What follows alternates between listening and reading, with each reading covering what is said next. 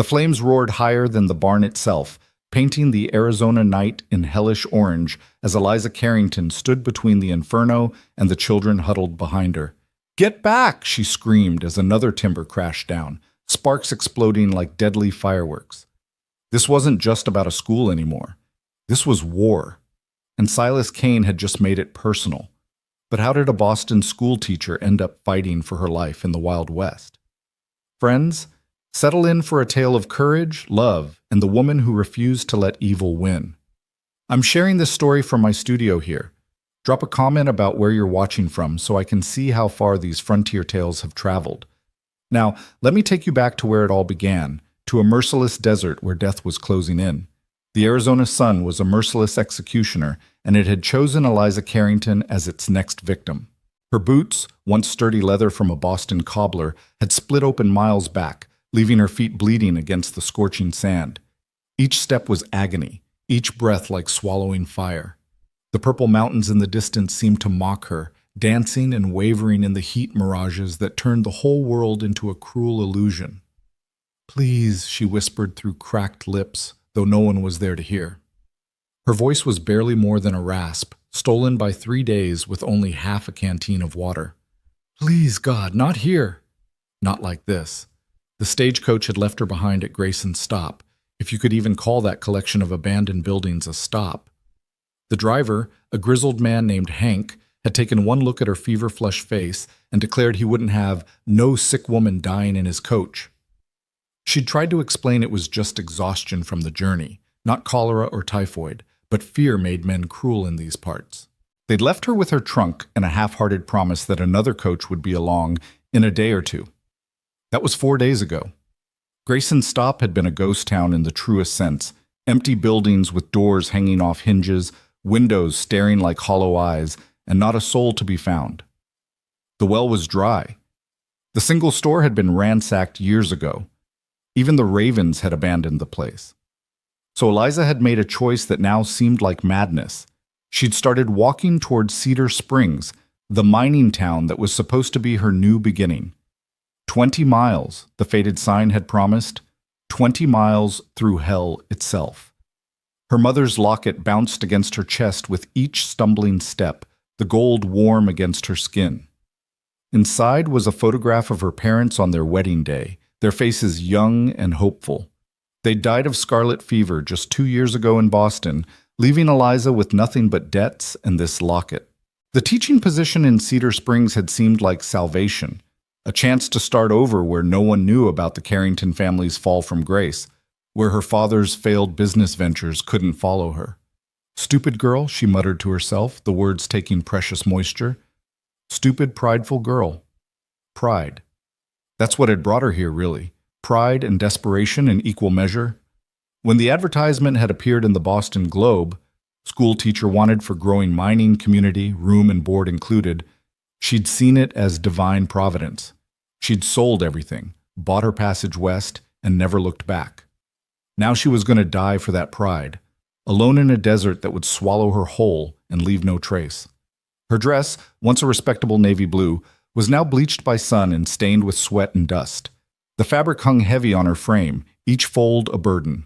She'd long ago abandoned her traveling jacket and most of her petticoats, leaving them like breadcrumbs on a trail no one would follow.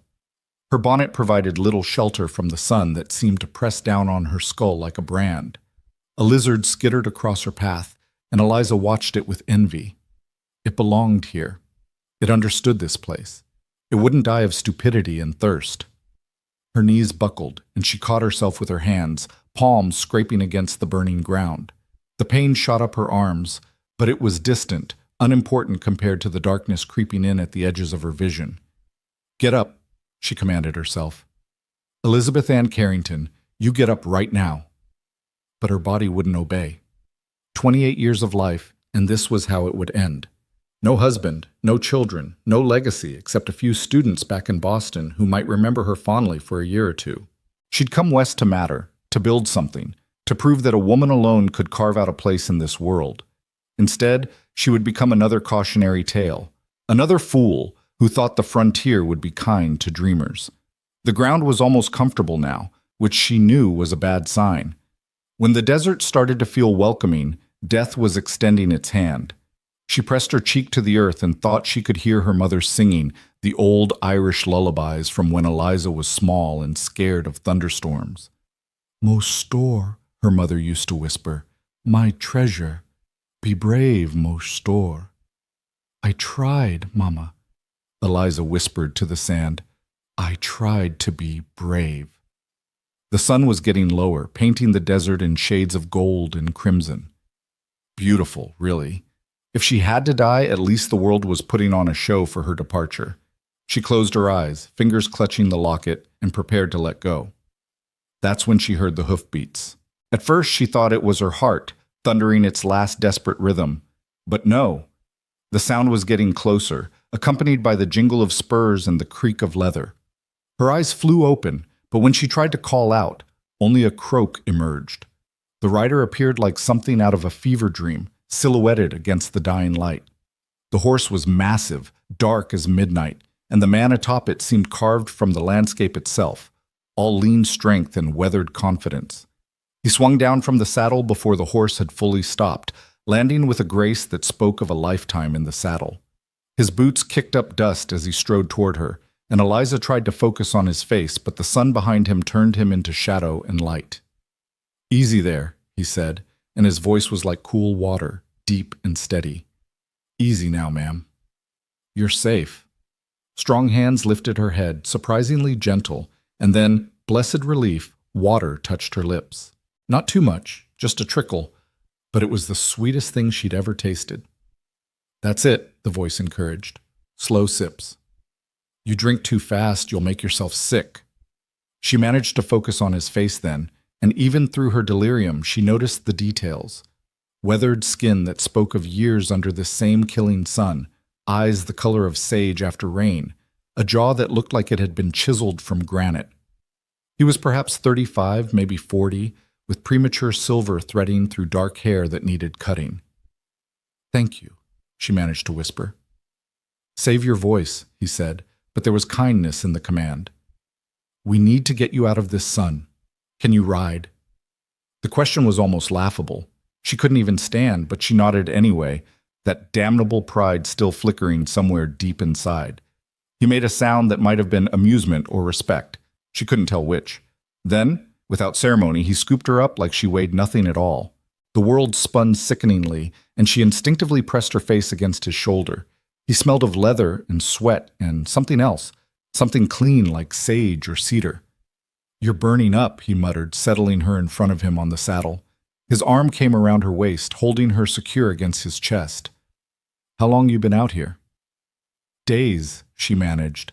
"The stagecoach. They left me." She felt him tense behind her. "At Grayson's stop?" "Those bastards. Pardon my language, ma'am. That place has been dead for 2 years. They knew that. Said I was sick." "You are sick." "Heat sick, but that's no reason to—" He cut himself off, and she could feel the anger radiating from him. "Never mind. We'll get you sorted. Ranch isn't far. Ranch not Cedar Springs, then." But she was too tired to care. She let herself lean back against him, let his strength keep her upright as the horse began to move. The rhythm was soothing, and she found herself drifting. "Stay awake," he commanded, giving her a gentle shake. "I know you're tired, but you need to stay awake a bit longer." "What's your name?" "Eliza," she whispered. "Eliza Carrington." "Jim Mercer," he replied. "Big Jim. Most folks call me, though I never much cared for the nickname. You got people expecting you somewhere, Miss Carrington?" "Mrs.?" she corrected automatically, then realized what she'd said. But it was easier to be a widow than a spinster out here. Safer, too. "Mrs. Carrington, I was supposed to teach. In Cedar Springs, Cedar Springs." There was something in his tone she couldn't interpret. "Well, Mrs. Carrington, I've got news for you." Cedar Springs dried up 6 months ago. Mine played out, and everyone scattered to the wind. The words hit her like physical blows. She'd spent everything to get here. She had nothing left, nowhere to go, no way to get back even if she wanted to. The despair must have shown in the sound she made, because his arm tightened around her. "Hey now, none of that. he said, his voice gentler. We'll figure something out. Circle M takes care of folks in need, always has. Circle M? My ranch. Been in my family for 20 years. We've got plenty of room, and Rosa, that's my housekeeper, she'll get you back on your feet in no time. Woman's got a gift for healing and a tongue sharp enough to scare off death itself. Eliza wanted to protest, to maintain some shred of independence, but what choice did she have? She was entirely at this stranger's mercy, this Jim Mercer who'd appeared like something out of a dime novel to save her from certain death. The horse climbed a slight rise, and suddenly the landscape changed. Where there had been nothing but sand and scrub, she could see the green line of cottonwoods that meant water. Buildings appeared in the distance, a proper house with a pitched roof and real glass windows, a barn that looked like it could shelter half the county's livestock, various outbuildings and corrals spreading out like a small town unto itself. Welcome to the Circle M, Jim said, and there was unmistakable pride in his voice. Not much to look at, maybe, but it's home. To Eliza, it looked like paradise. Men emerged from various buildings as they approached, their faces curious and concerned. Jim called out orders in a voice that brooked no argument. Charlie, ride to town and fetch Doc Winters. Tell him it's urgent. Miguel, let Rosa know we've got a guest who needs tending. Tom, take Duchess here and give her a good rub-down. She's earned it today. The men scattered to their tasks without question, and Eliza realized that Big Jim Mercer wasn't just a rancher. He was clearly a man of some importance, someone used to being obeyed. A woman appeared on the porch of the main house, and even from a distance, Eliza could see she was formidable. Short and round, with iron gray hair pulled back in a severe bun, she had her hands on her hips and a scowl that could peel paint. What foolishness have you brought home now, James Mercer? The woman called out in accented English. Mexican, Eliza thought. Found her in the desert, Rosa. Half dead from heat and thirst. She needs help. Rosa's demeanor changed instantly. The scowl disappeared, replaced by concern and efficiency. Bring her inside. Rapido! Maria, start heating water. Luis, fetch the medical supplies from the pantry. Jim dismounted carefully, keeping Eliza steady, then lifted her down. Her legs wouldn't hold her, but he seemed to expect that, sweeping her up again without comment. I can walk, she protested weakly. No, senora, you cannot, Rosa said firmly, leading the way into the house. And you will not try until I say you can. Entiendes? Eliza didn't understand the Spanish, but the tone was universal. This was a woman used to being obeyed, just like Jim. The house's interior was a revelation, cool and dim after the blazing sun, with thick adobe walls and heavy wooden beams. The furniture was simple but well made, speaking of comfort rather than luxury. Jim carried her up a flight of stairs, following Rosa down a hallway to a room that was bigger than her entire apartment had been in Boston. Put her on the bed, Rosa instructed, already pulling back the covers. Then out. This is women's work now. Rosa, say out, Jim. You did good bringing her here, but now you go. Send Maria with the water and tell her to bring the blue bottle from my special cabinet. Jim set Eliza down gently on the bed, and she was startled when he briefly squeezed her hand. You're safe now, he said quietly. Rosa will take good care of you. Then he was gone, his boots echoing down the hallway, and Eliza was left with Rosa, who was already beginning to unbutton Eliza's ruined dress with practiced efficiency. Such a mess, Rosa muttered, though whether she meant the dress or Eliza herself wasn't clear. How long in the desert, senora? 3 days walking, I think. Maybe 4. I lost track. Rosa made a sound of disgust. And someone left you? Left you to die? The stagecoach driver. He thought I had fever. Men, Rosa spat the word like a curse. Cowards and fools, most of them. Not Jim, though. Jim is different. A young woman appeared with a pitcher of water and clean cloths. Rosa took them with a nod, then sent her for more supplies. With gentle but efficient hands, she began to clean the dirt and sweat from Eliza's skin, tisking over the sunburn and the blisters on her feet. You are lucky Jim found you, Rosa said, wringing out a cloth in cool water. He was not supposed to be out that way today. He was tracking a mountain cat that's been bothering the herd. Destiny, perhaps. Eliza wanted to respond, but exhaustion was pulling her under like a tide. The last thing she heard was Rosa's voice, softer now, almost maternal. Sleep, child. You are safe. The Circle M protects its own. When consciousness returned, it came slowly, like dawn breaking over mountains. First came the awareness of softness. She was lying on something impossibly soft after days of hard ground. Then came the coolness, blessed coolness instead of killing heat. Finally came the pain, her feet throbbing, her skin tight with sunburn, her throat still raw from thirst. Ah, she wakes, a voice said, and Eliza managed to open her eyes to find Rosa sitting beside the bed, working on some kind of embroidery. 3 days you sleep. We began to worry. 3 days? Eliza's voice came out as a croak. See, the doctor, he said your body needed time to heal from the ordeal. You were very close to death, Senor. Another few hours. Rosa shrugged eloquently. Eliza tried to sit up, but Rosa's hand on her shoulder stopped her. No, not yet. You drink first, eat something, then maybe you sit up. She helped Eliza sip water, then spooned some kind of broth into her mouth. It was simple fare, but it tasted like ambrosia. Mr. Mercer, Eliza managed between sips, I should thank him. Jim has been checking on you every few hours like a worried hen, Rosa said with a small smile. He will be glad to know you are awake. But first we talk, you and I. There was something in her tone that made Eliza wary.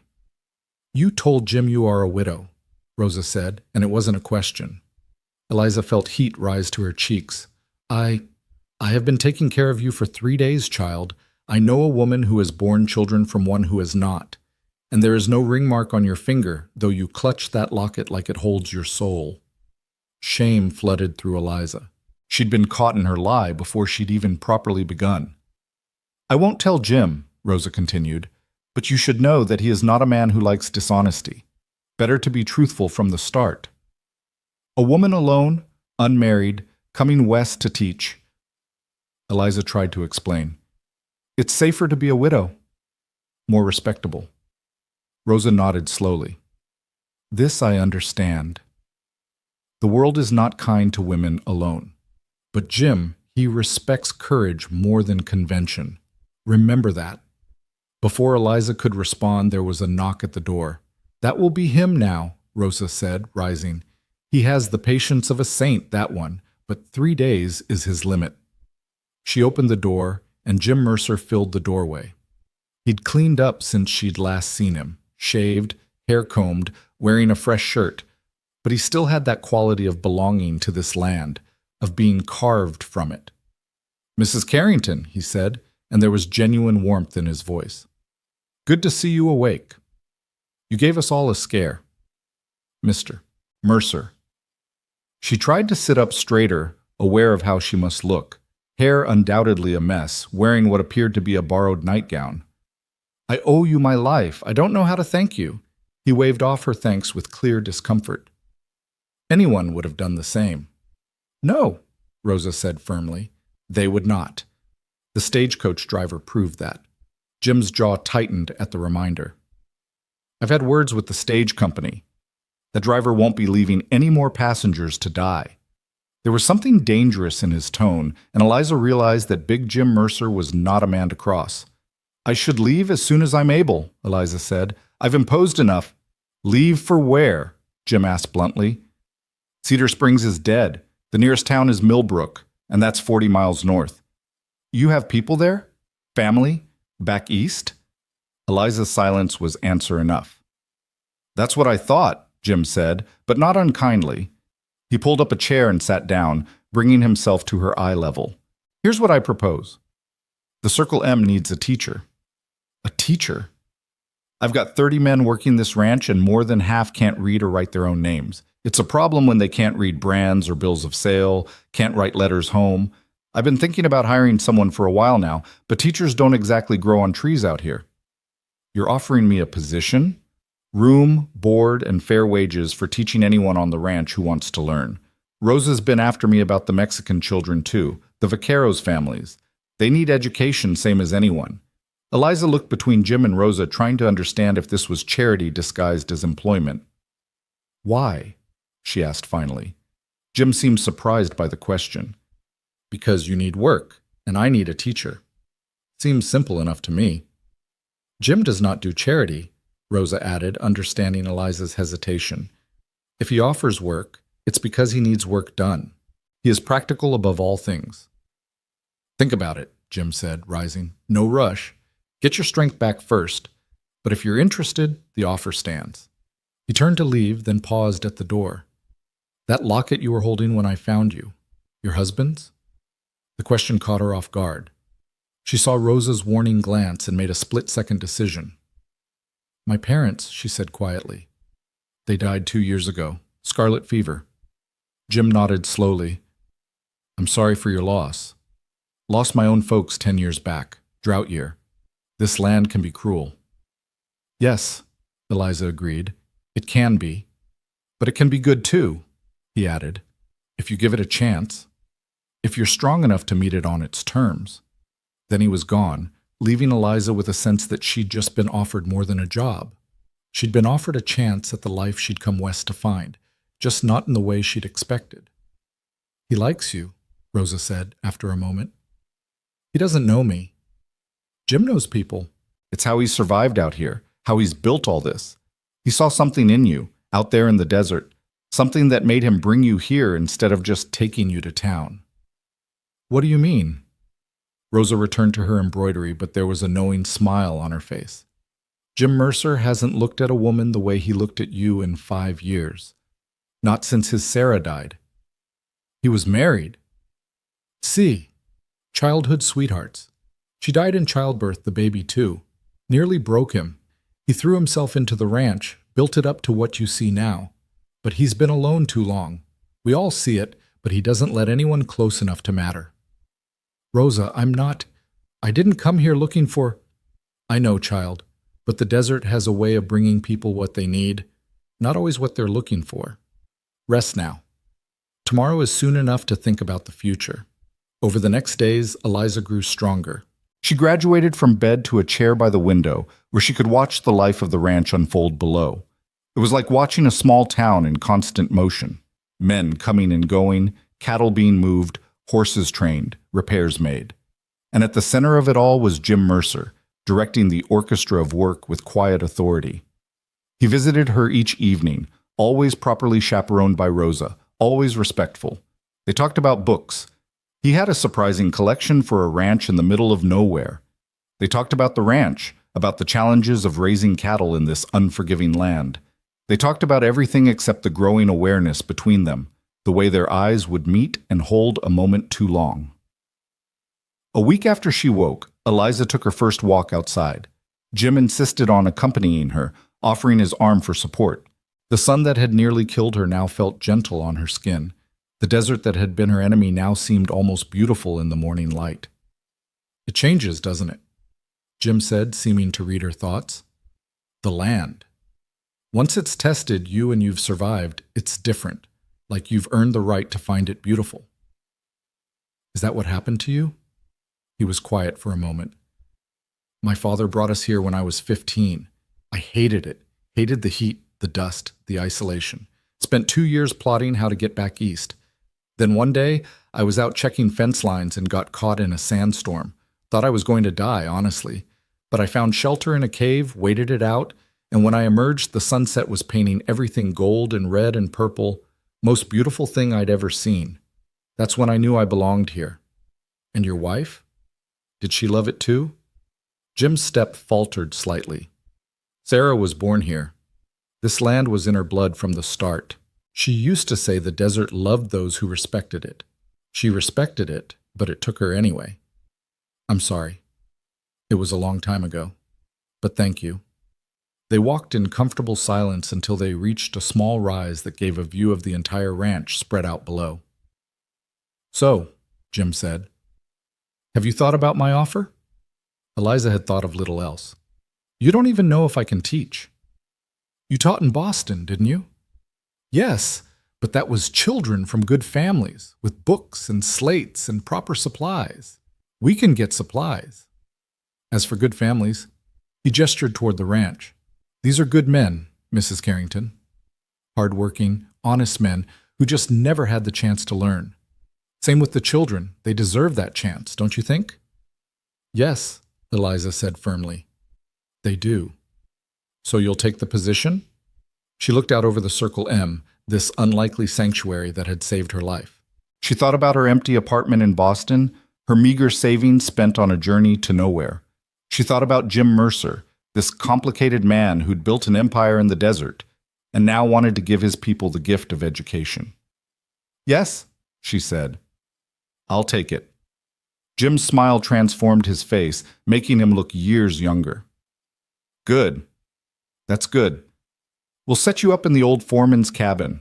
It's small but comfortable and private. Rosa will help you get settled. When do I start? When you're ready. No rush. Though I should warn you, word's already gotten out that we have a teacher. The men are excited. Some of the women too. The wives want to learn alongside their husbands. How many students are we talking about? Maybe 20 to start? Could be more once word spreads to the other ranches. 20 students of varying ages and abilities, probably no standard supplies, certainly no curriculum. It should have been daunting. Instead, Eliza felt the first stirrings of excitement she'd had since leaving Boston. I'll need supplies, she said, her mind already working. Slates, chalk, primers, paper, if we can get it. Make a list. I'll send Charlie to Tucson for whatever you need. And a space to hold classes. We can use the main room of the bunkhouse for now. Eventually, maybe we build something proper, a real schoolhouse. The thought made her heart race. Mr. Mercer, Jim, this is very generous. It's practical, he corrected, but there was warmth in his eyes. Education is an investment. Educated workers are better workers, and educated citizens make better communities. You sound like you've thought about this a lot. Sarah was a teacher, he said quietly, before we married. She used to talk about starting a school here. Never got the chance. Understanding dawned. This wasn't just about the ranch, it was about fulfilling a dream that had died with his wife. Eliza felt the weight of that responsibility, but also the honor of it. I'll do my best to make her proud, Eliza said softly. Jim's hand covered hers where it rested on his arm, just for a moment, warm and calloused and strong. I believe you will, Mrs. Carrington. I believe you will. As they walked back toward the house, Eliza felt something shift inside her chest. This wasn't the life she'd planned, wasn't the destination she'd bought a ticket for. But standing here in the morning sun, with the Circle M spread before her and Jim Mercer beside her, she thought maybe the desert had brought her exactly where she needed to be. The foreman's cabin was more than she'd expected. 2 rooms plus a small kitchen area with real windows and a covered porch that looked out toward the mountains. Rosa had already been there, evident in the fresh sheets on the bed, the wildflowers in a jar on the table, the fully stocked pantry. Rosa doesn't do anything halfway, Jim said, carrying in the last of Eliza's few salvaged belongings. She's adopted you, I'm afraid. There's no escaping her mothering now. I don't mind, Eliza said, running her fingers over the smooth wood of the table. It's been a long time since anyone mothered me. Well, prepare yourself. Rosa mothers with an iron fist and a sharp tongue, but a bigger heart you'll never find. He set down her trunk and straightened, suddenly seeming too large for the small space. They were alone for the first time since he'd found her in the desert, and the awareness of it hummed between them like a living thing. I should go, he said, but he didn't move. Yes, she agreed, but she didn't step away. For a long moment, they just looked at each other, and Eliza felt something she hadn't felt in years. Possibility. Hope. Maybe even the stirrings of something deeper. Then Jim cleared his throat and stepped back. I'll have the men set up the bunkhouse for classes. You just let me know when you're ready to start. Tomorrow, Eliza said impulsively. I'd like to start tomorrow. Jim's eyebrows rose. You sure? Doc Winters said you should take it easy for at least another week. I've been taking it easy for 10 days. I need to work, need to feel useful again. He studied her for a moment, then nodded. Tomorrow it is, then. After the morning chores, say around 10, I'll make sure anyone who wants to learn is there. After he left, Eliza stood in her new home, her own space, earned by her own work, and felt tears prick her eyes. Not of sadness, but of relief. She'd traveled 2,000 miles, nearly died in the desert, lost everything she'd planned for, and somehow ended up exactly where she needed to be. That night, she sat on her porch and watched the sunset paint the desert in shades of fire. She could see why Jim had fallen in love with this land after that sandstorm. It was beautiful in a raw, honest way that demanded respect but rewarded courage. A figure on horseback appeared on the ridge, silhouetted against the dying light, and she knew without seeing his face that it was Jim, checking the property as he did every evening. He raised his hand in a wave, and she waved back, a simple gesture that somehow felt like a promise. Tomorrow she would begin teaching. Tomorrow she would start building the life she'd come west to find. And maybe, just maybe, she'd found something else in this harsh, beautiful land, a chance at the kind of love she'd thought was only for other people, the lucky ones who hadn't spent their youth taking care of sick parents and managing failing businesses. The desert had tested her, nearly broken her, but as Rosa had said, it had brought her what she needed, even if it wasn't what she'd been looking for. Eliza Carrington, Boston spinster turned frontier teacher, went inside to prepare her first lessons, her heart lighter than it had been in years. The Circle M had saved her life, but more than that, it had given her a reason to live it. The next morning arrived with a nervous flutter in Eliza's stomach that reminded her of her first day teaching in Boston, except this time there was so much more at stake. She dressed carefully in her most conservative dress, one Rosa had managed to save and mend, and pinned her hair back severely, trying to project an air of authority she didn't quite feel. The main room of the bunkhouse had been transformed overnight. Tables and benches had appeared from somewhere, arranged in rough rows. Someone had even attempted to clean the windows, though years of dust and sun had rendered them permanently cloudy. A real slate board leaned against one wall, God knew where Jim had found it, and a box of supplies sat on what would serve as her desk. "You came," she said, unable to hide her surprise as nearly 30 people filed in, far more than the 20 Jim had predicted. There were the ranch hands she'd expected, weathered men with calloused hands and sun-damaged skin, looking uncomfortable and eager in equal measure. But there were also women, some with children on their hips, and a group of Mexican vaqueros standing uncertainly near the back as if unsure of their welcome. "Por favor, siéntense," Eliza said, gesturing to the empty benches, exhausting most of her limited Spanish. "Please, everyone sit wherever you're comfortable." Miguel, one of the vaqueros she'd seen around the ranch, translated for those who didn't understand English, and slowly the group settled into seats. The segregation was immediate and obvious. White ranch hands on one side, Mexican families on the other, with a careful gap between them like an unspoken border. Eliza stood at the front, her hands clasped to keep them from shaking, and looked at the expectant faces before her. These weren't the clean, well-fed children of Boston's merchant class. These were people who'd been denied education by circumstance, poverty, or prejudice, and they were trusting her to change that. "My name is Mrs. Carrington," she began, pleased when her voice came out steady, "and I'm here to teach anyone who wants to learn. I don't care where you're from, what language you speak at home, or how old you are. In this classroom, we're all students together." Tom, a grizzled hand who looked to be pushing 50, raised his hand tentatively. "Ma'am, some of us ain't never held a pencil before. You sure you can teach us?" "I'm sure I can try, Mr. "Just Tom, ma'am. Tom Wheeler." "Well, just Tom," she said with a small smile that drew chuckles from the group. "I once taught a boy in Boston who was convinced letters were tiny, insects trying to crawl off the page. If I could teach him to read, I can teach anyone." The tension in the room eased slightly. She picked up a piece of chalk, her fingers remembering the familiar weight of it, and turned to the board. "Let's start with something simple. Can anyone here write their name?" About a third of the hands went up, mostly from the women and younger men. Eliza nodded encouragingly.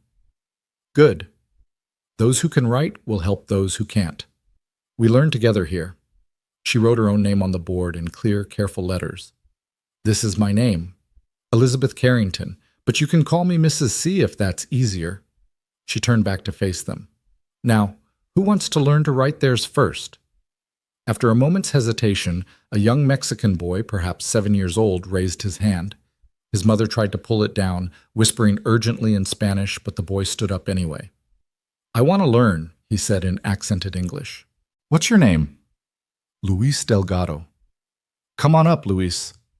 The boy walked to the front with a mixture of excitement and terror. Eliza knelt down to his level and put the chalk in his hand, covering it with her own to guide him.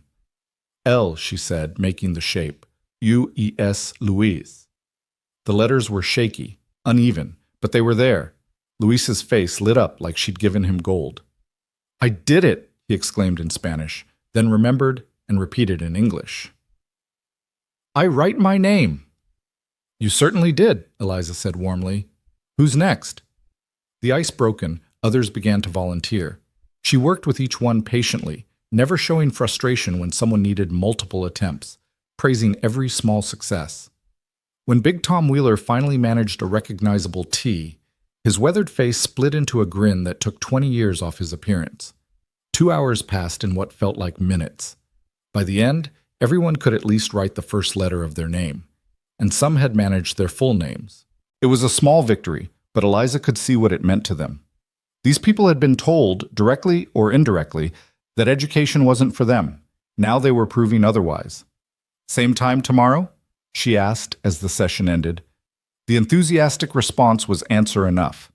As the students filed out, talking excitedly among themselves, Jim appeared in the doorway. He'd been watching, she realized, probably for some time. That was something, he said quietly. It's just a beginning. Best beginnings start small. He paused, studying her face. You're good at this. Natural teacher. They want to learn. That makes it easier. No, he disagreed. You made them feel like they could learn. There's a difference. Before she could respond, Rosa appeared with a basket.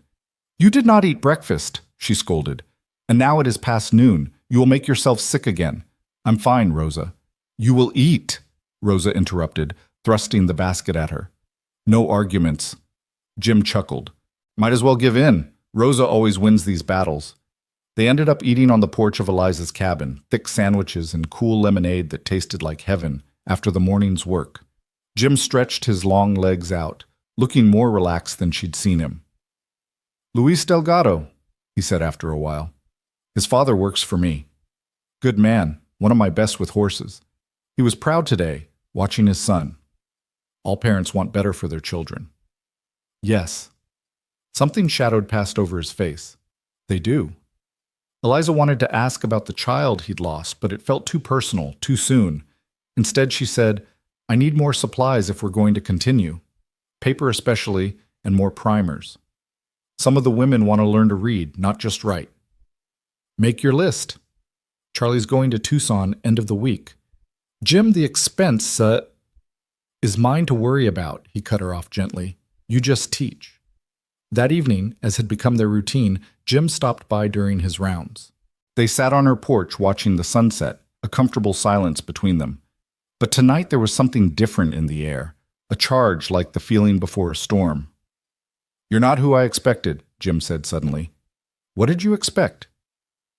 When I found you in the desert, I thought... He paused, choosing his words carefully. I thought you were another Eastern woman who'd gotten in over her head, who'd go running back as soon as she could. But you're not running. I have nowhere to run to, Eliza reminded him. That's not why you're staying. She turned to look at him. In the dying light, his face was all plains and shadows, handsome in a rough-hewn way that had nothing to do with classical features and everything to do with strength and character. No, she admitted, it's not. The moment stretched between them, full of possibilities and complications. Then Jim stood abruptly. I should go. Early morning tomorrow. But he paused at the bottom of the porch steps, looking back at her. Eliza, he said, and it was the first time he'd used her given name. I'm glad you're staying. Then he was gone, leaving her with a racing heart and the feeling that something fundamental had shifted. The days fell into a rhythm. Mornings were for teaching, afternoons for preparing lessons, and helping individual students who needed extra attention. Evenings were for Jim, though neither of them acknowledged that's what they were. The classroom grew. Word spread to neighboring ranches that the Circle M had a real teacher, and soon Eliza had nearly 40 students of various ages and abilities. She divided them into groups, using her more advanced students to help teach the beginners. creating a community of learning that transcended the usual social boundaries. Not everyone was happy about it. The first sign of trouble came 3 weeks into her teaching. She arrived at the bunkhouse to find a message scrawled on her board. Mexicans and whites don't mix. Stop now. Eliza stood staring at the words, anger building in her chest. She heard footsteps behind her and turned to find Miguel and several of the vaqueros. They'd seen the message too. Señora, Miguel said quietly, perhaps it would be better if we did not come. No, Eliza said firmly. Absolutely not. You have as much right to be here as anyone. But if there is trouble, then we'll face it together. She picked up a rag and wiped the board clean with deliberate strokes. When her students arrived, she didn't mention the message, but she made a point of pairing Mexican and white students together for exercises. If someone was going to try to divide her classroom, she would unite it even more firmly. That night, she told Jim about the message. His face darkened with anger. Any idea who? No, but Jim, I won't separate the classes. I won't. I'm not asking you to, he said. This is my ranch. Anyone who doesn't like how things are run here can find work elsewhere. It might not be one of your men. Could be someone from another ranch, someone who doesn't like what we're doing here. Jim's expression grew thoughtful. There's been talk in town. Some folks aren't happy about Mexicans being educated alongside whites. Say it gives them ideas above their station. Good, Eliza said fiercely. They should have ideas above their station. Education is the great equalizer. Not everyone sees it that way. Then they're wrong. Jim smiled slightly. That Boston fire coming out. I like it, but the harassment didn't stop. More messages appeared, each one nastier than the last. Someone put a dead rattlesnake on her porch. Her washing was torn from the line and trampled in the dirt. The breaking point came when someone set fire to the small shed where she stored her teaching supplies. Eliza woke to the smell of smoke and the sound of shouting. She ran outside to see flames consuming the shed, her precious books and slates inside. Men were already forming a bucket brigade, but it was too late. Everything was gone. She stood watching the flames, tears streaming down her face. It wasn't just the supplies, it was the maliciousness of it, the deliberate attempt to destroy what they were building. Strong arms wrapped around her from behind, and she knew without looking it was Jim. We'll get more supplies, he said quietly.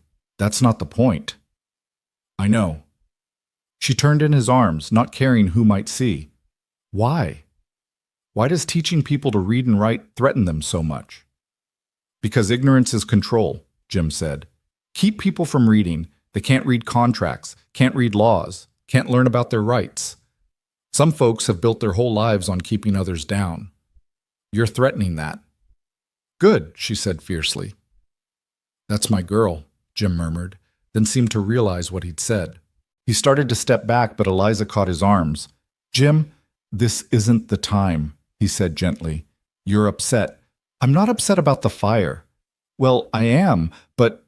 She took a breath. I know what's happening between us. I know you feel it too. Eliza, I lied to you, she said in a rush, when I first came here. I'm not a widow. I've never been married. I'm just a spinster who came west because I had nowhere else to go.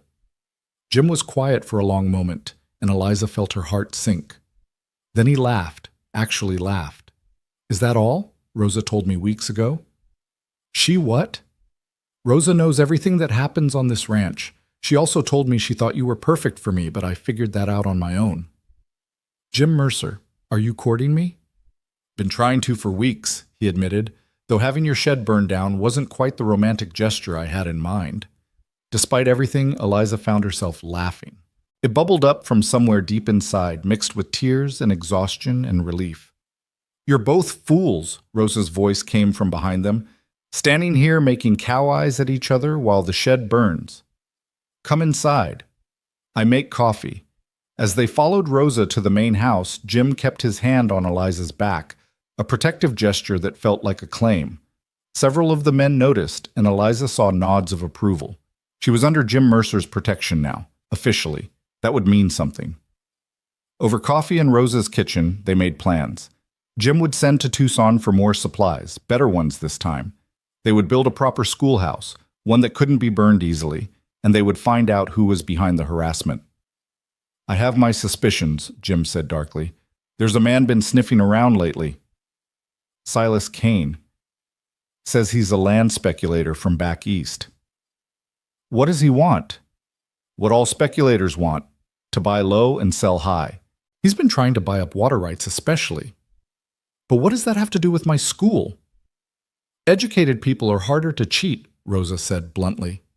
If the Mexican families can read contracts, they won't sign away their land for nothing. You think he's behind this? Can't prove it, Jim admitted. Yet. The next day, despite everything, Eliza held classes in the main house. Rosa had insisted, clearing out the big parlor that was rarely used. It was actually better than the bunkhouse. More light, more space. And the message was clear. The school had the full support of the Circle M's owner. Tom Wheeler was the first to arrive, earlier than usual. Mrs. C, he said, hat in hand, I wanted to say, well, the boys and I, we're real sorry about what happened. It ain't right. Thank you, Tom. Thing is, we've been talking. Those of us who are learning, we're grateful, real grateful. And we figure maybe we ought to show it. Before Eliza could ask what he meant, more students began arriving, but they weren't empty-handed. Miguel carried lumber. The Watson brothers brought nails and hammers. The women had fabric and other supplies. What is this? Eliza asked, overwhelmed. We're building you a proper schoolhouse, Tom announced. A real one. Mr. Jim's providing the heavy materials, but we're doing the work. All of us. Together, Miguel added firmly, looking at the white ranch hands.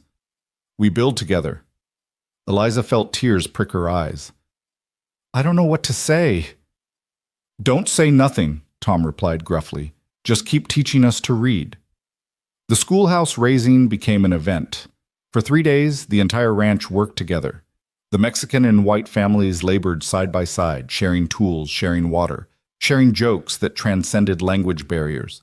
The children ran between the workers, fetching and carrying, their laughter bright as birdsong.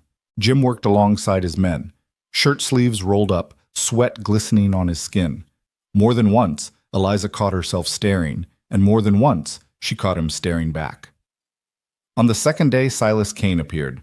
He was everything Jim wasn't.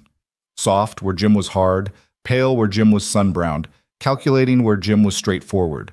He rode up on an expensive horse, his clothes too fine for the desert, his smile never reaching his eyes. Mr. Mercer, he called out, ignoring everyone else. I heard you were building something. Thought I'd come see. Schoolhouse, Jim said shortly, not stopping his work. How progressive. Kane's tone dripped condescension. Though one wonders if it's wise, teaching certain elements to read gives them ideas. Everyone should have ideas, Eliza said, stepping forward. Kane's eyes slid to her dismissively. You must be the teacher I've heard about, the one from Boston who's stirring things up. I'm teaching people to read and write. If that's stirring things up, then yes. Pretty little thing like you should be careful, Kane said, and there was something ugly in his smile. Accidents happen out here. Why, just the other night, someone's shed caught fire. Jim stepped between them, and the temperature seemed to drop 10 degrees. That sound like a threat to you, Mrs. Carrington? He asked, his voice dangerously quiet. It does indeed, Mr. Mercer. Sounded like one to me, too. Jim took a step toward Kane. Here's the thing, Kane. This is my land. These are my people, and this lady is under my protection. You threaten any of that again, and you and I will have a problem. Now see here. No, you see. Jim's voice was like iron. I know what you're after. You think if you can drive out the Mexican families, scare them into selling cheap, you can control the water rights for the whole valley. But it's not going to happen. Kane's mask slipped for a moment, revealing something vicious underneath. You're making a mistake, Mercer. I have powerful friends. So do I. The difference is, mine are standing right here, ready to back me up. Yours are 1,000 miles away counting their money. Kane looked around at the assembled workers, all of whom had stopped to watch the confrontation. Mexican and white, they stood together, tools in hand, faces hard. It was a clear message. Threaten one of them, threaten all of them. This isn't over, Kane said finally. Yes, Jim said firmly. It is. Get off my land. Don't come back. Kane wheeled his horse around and galloped off, dust billowing in his wake. Well, Tom Wheeler said into the silence that followed. That was interesting. Everyone laughed, the tension breaking, and work resumed, but Jim pulled Eliza aside. He's not going to give up, he warned. Men like Kane don't like being thwarted. Then we'll be ready for him. We? I'm not running, Jim. This is my home now. These are my students. I'll fight for them. Jim cupped her face in his calloused hands. You're magnificent. You know that. Mr. Mercer, she said, very aware they were in public. People are watching. Let them, he said, and kissed her. It wasn't a long kiss or particularly passionate given their audience, but it was a declaration. When they broke apart, there were cheers and whistles from the workers. About time, Rosa called out, and everyone laughed. The schoolhouse was finished on the third day. It wasn't large, one room with windows on both sides for light and air, but it was solid and real and theirs. The students had carved their names into a beam that ran along the front, a permanent record of who had built this place. It's perfect, Eliza said, standing in the doorway. It's a beginning, Jim corrected. Someday we'll build a bigger one, maybe add a library, a meeting hall, a whole town. Why not? Every town starts somewhere. That night, they held a celebration. The Mexican families brought food, tamales and beans and rice, fragrant with spices. The ranch hands contributed what they could, mostly whiskey that Jim pretended not to notice. Someone brought out a fiddle, someone else a guitar, and soon there was dancing. Eliza found herself passed from partner to partner, dancing with Tom Wheeler, who apologized for stepping on her feet, with Miguel, who moved with surprising grace, with young Luis, who barely came up to her waist, but was determined to lead. Finally, Jim claimed her for a waltz. The music was wrong for it, but he adapted, leading her in a modified version that fit the frontier fiddle. "Where did you learn to dance?" she asked, surprised by his skill. "Sarah taught me," he said, and for once mentioning his late wife didn't bring shadows to his eyes. She said every man should know how to dance with his wife properly. "Jim, I know we've only known each other a short time," he said quietly, so only she could hear. "And I know you came here for a different life. But Eliza, I love you too," she said simply. He stumbled, nearly stepping on her feet. "You do?" "Jim Mercer, you saved my life, gave me a purpose, stood by me against threats and harassment. You built me a schoolhouse. How could I not love you?" "Eliza Carrington, would you, if you'd consider—" "Yes, I haven't asked yet." "Then ask."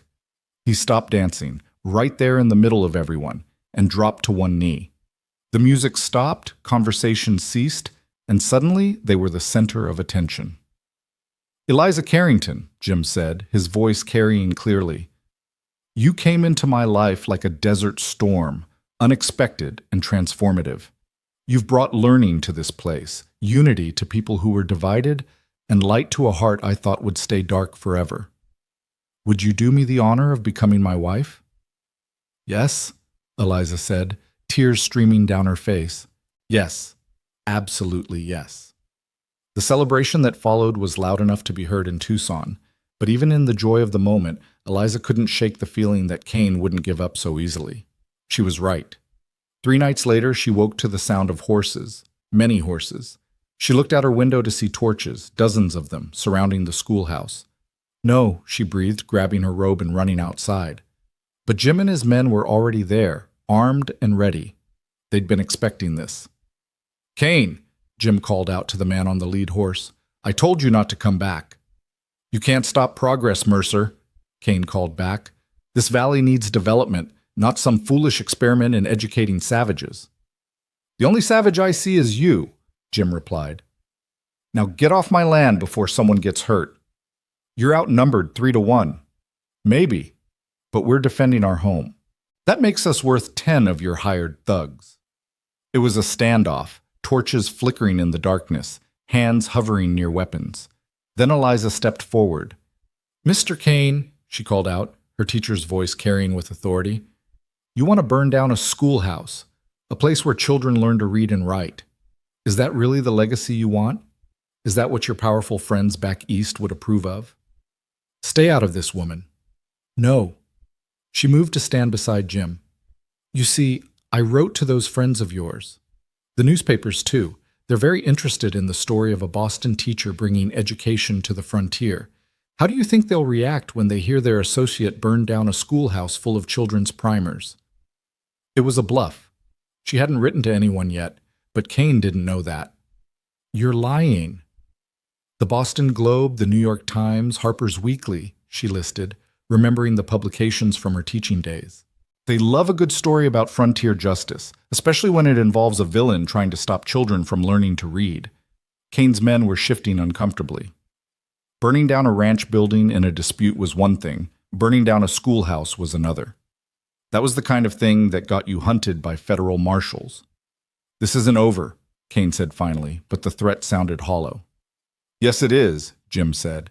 Because if you come near this ranch, this school, or any of my people again, I won't bother with warnings. I'll come for you directly. Kane wheeled his horse around and rode off, his men following reluctantly. Several looked back at the schoolhouse with what might have been shame. That was brilliant, Jim said, pulling Eliza close. The newspapers. I'll write to them tomorrow, she said. Make the lie true. A story about frontier education might actually interest them. Remind me never to play poker with you. They stood together watching the torches disappear into the darkness, knowing this was just one battle in what might be a long war. But they'd won this round, and the schoolhouse still stood. We should post guards, Jim said. Already done, boss, Tom Wheeler said, emerging from the shadows with a rifle. The boys and I worked out shifts. Nobody's burning down our school. Our school.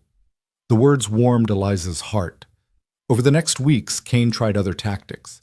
He filed legal challenges to the land claims of several Mexican families. He spread rumors in town that the Circle M was harboring criminals. He even tried to bribe some of Jim's hands to sabotage the ranch. But something had changed the night of the schoolhouse raising. The community that had formed around the school was stronger than Kane's money and threats.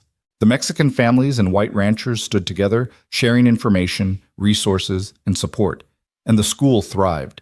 Every day more students arrived. Some traveled hours just to attend.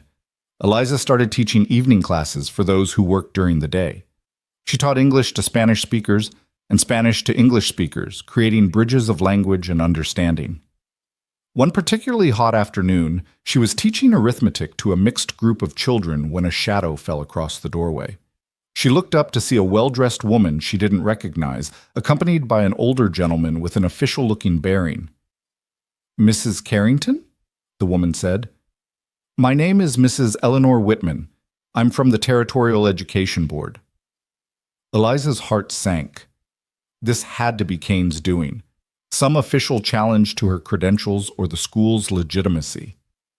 How can I help you? She asked carefully. We received several letters about your school here, Mrs. S. Whitman said, entering the classroom and looking around with interest. Both complaints and commendations. We've come to investigate. I see. No, I don't think you do. Mrs. Whitman smiled. The complaints were clearly motivated by prejudice and contained no substantive issues. The commendations, however, were remarkable. Parents writing about children who've learned to read in weeks. Ranchers able to manage their own books for the first time, Mexican families being included in education alongside white families. She paused, studying the classroom where Luis Delgado was helping Tom Wheeler with his letters, where the Watson brothers' sister was teaching Spanish words to a group of younger children. This is exactly what the territory needs, Mrs. Whitman continued. Integration, education, progress. We'd like to officially recognize the Circle M school and provide funding for supplies and possibly another teacher. Eliza sat down hard, overwhelmed. Funding? The territory is desperate for educated citizens, the gentleman, who introduced himself as Judge Brennan, explained. What you're doing here is a model we'd like to replicate elsewhere. This is Jim Mercer's doing as much as mine, Eliza said. He provided the space, the supplies, the protection. Then Mr. Mercer is exactly the kind of citizen leader we need, Judge Brennan said. Is he available? Jim arrived within minutes, summoned by an excited Luis. He listened to the official's proposal with growing amazement.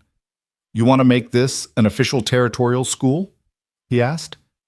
More than that, Mrs. Whitman said. We want to make it a model. Bring other teachers here to train, show them how to create integrated classrooms. The federal government is very interested in civilizing the frontier, Mr. Mercer. Education is key to that. What about Kane? Jim asked bluntly. He's not going to like this. Judge Brennan's expression hardened. Mr. Kane is about to discover that his influence has limits. The territorial governor has received some interesting information about his land speculation schemes. He may find it prudent to seek opportunities elsewhere. It was better than Eliza had dared hope. Not just survival, but triumph. Not just acceptance, but support. That evening, the entire ranch celebrated. The official recognition meant Kane couldn't touch them without bringing down territorial and possibly federal intervention. It meant funding for proper supplies, maybe even additional buildings. Most importantly, it meant the school would survive and grow. You did this, Jim told Eliza as they walked together in the evening cool. You created something special here. We did this, she corrected. I couldn't have done any of it without you. They were to be married at the end of the month, a simple ceremony at the ranch with Rosa fussing over every detail and the entire community invited. It wasn't the society wedding a Boston lady might have expected, but it was perfect for who Eliza had become. No regrets? Jim asked, as if reading her thoughts. About the life you left behind? That wasn't a life, Eliza said. It was an existence. This, the school, the ranch, you, this is living. Even with the threats and the heat and the isolation, especially with those things. They make the victory sweeter. Jim pulled her close, and she rested her head against his chest, hearing his heartbeat strong and steady. I love you, Eliza Carrington, soon-to-be Mercer. And I love you, Big Jim Mercer, though I still think it's a silly nickname. His laughter rumbled through his chest. Maybe our children will come up with a better one. Children? She pulled back to look at him. Already planning our family. Hoping, he admitted, though I understand if you want to wait, with the school and everything. Jim, she interrupted, I'm 30 years old. If we're having children, we're not waiting. Is that so? That's so. He kissed her then, there in the desert twilight with the school they'd built together visible in the distance and their future spreading out before them like a promise. It hadn't been the journey she'd planned, but standing there in Jim's arms, Eliza knew it was exactly the journey she was meant to take. The desert had tested her, nearly broken her, but ultimately it had given her everything: purpose, community, love, and a home. The Circle M school would grow. She could see it clearly: more buildings, more teachers, hundreds of students over the years. Children who would grow up literate and capable because she'd refused to give up. Because Jim had stood beside her. Because a community had chosen unity over division. But that was the future. For now there was this moment, the man she loved, the home they'd built, and the absolute certainty that she was exactly where she belonged. The wedding was set for a Saturday morning before the desert heat could become unbearable, but Kane struck on the Thursday before. Eliza woke not to birdsong but to the acrid smell of smoke and the sound of Miguel shouting in rapid Spanish. This time it wasn't just a shed or a threat. The entire eastern pasture was ablaze, flames racing through the dry grass toward the main ranch buildings. Everyone up! Fire line at the creek! Jim's voice boomed across the compound as men stumbled from their bunks, pulling on boots and grabbing whatever tools they could find. Eliza threw on her dress and ran outside to find the sky glowing an ominous orange, smoke billowing like storm clouds. The school, she breathed, seeing the flames creeping closer to their newly built sanctuary. We'll save it, Jim said grimly, appearing at her side with his face already streaked with soot. But Eliza, this wasn't an accident. We found torch remains at 3 different points. Kane's making his move. Rosa appeared with wet blankets and started organizing the women and children. You know what to do, she told them in both English and Spanish. We've drilled this. Buckets from the well, wet down the roofs, keep the sparks from spreading. Eliza joined the bucket brigade. Her hands soon blistered from the rope handles, her dress soaked with water and sweat. Beside her, the Wilson sisters worked without complaint, and beyond them, the Mexican women who usually kept to themselves during ranch gatherings. The fire had erased all boundaries. They were simply people fighting to save their home. For hours they battled, the men creating fire breaks with shovels and controlled burns, the women keeping the buildings wet, everyone praying the wind wouldn't shift. Tom Wheeler collapsed from smoke inhalation and had to be dragged to safety. One of the younger vaqueros suffered burns trying to save the horses from a threatened stable. Just when it seemed the fire might overwhelm them, when Eliza's strength was failing and she could see exhaustion in every face around her, riders appeared on the horizon. Not more attackers, but help. Ranchers from neighboring spreads, the very people who'd been suspicious of the integrated school just months before. "Heard you had trouble," Jack Morrison from the double bar said simply, dismounting with a crew of his men. "Nobody burns out a neighbor on my watch." With the reinforcements, they finally got the fire under control as dawn broke over the devastated landscape. What had been green pasture was now black char. They'd lost 2 storage buildings, countless fences, and feed that would have to be replaced at considerable expense.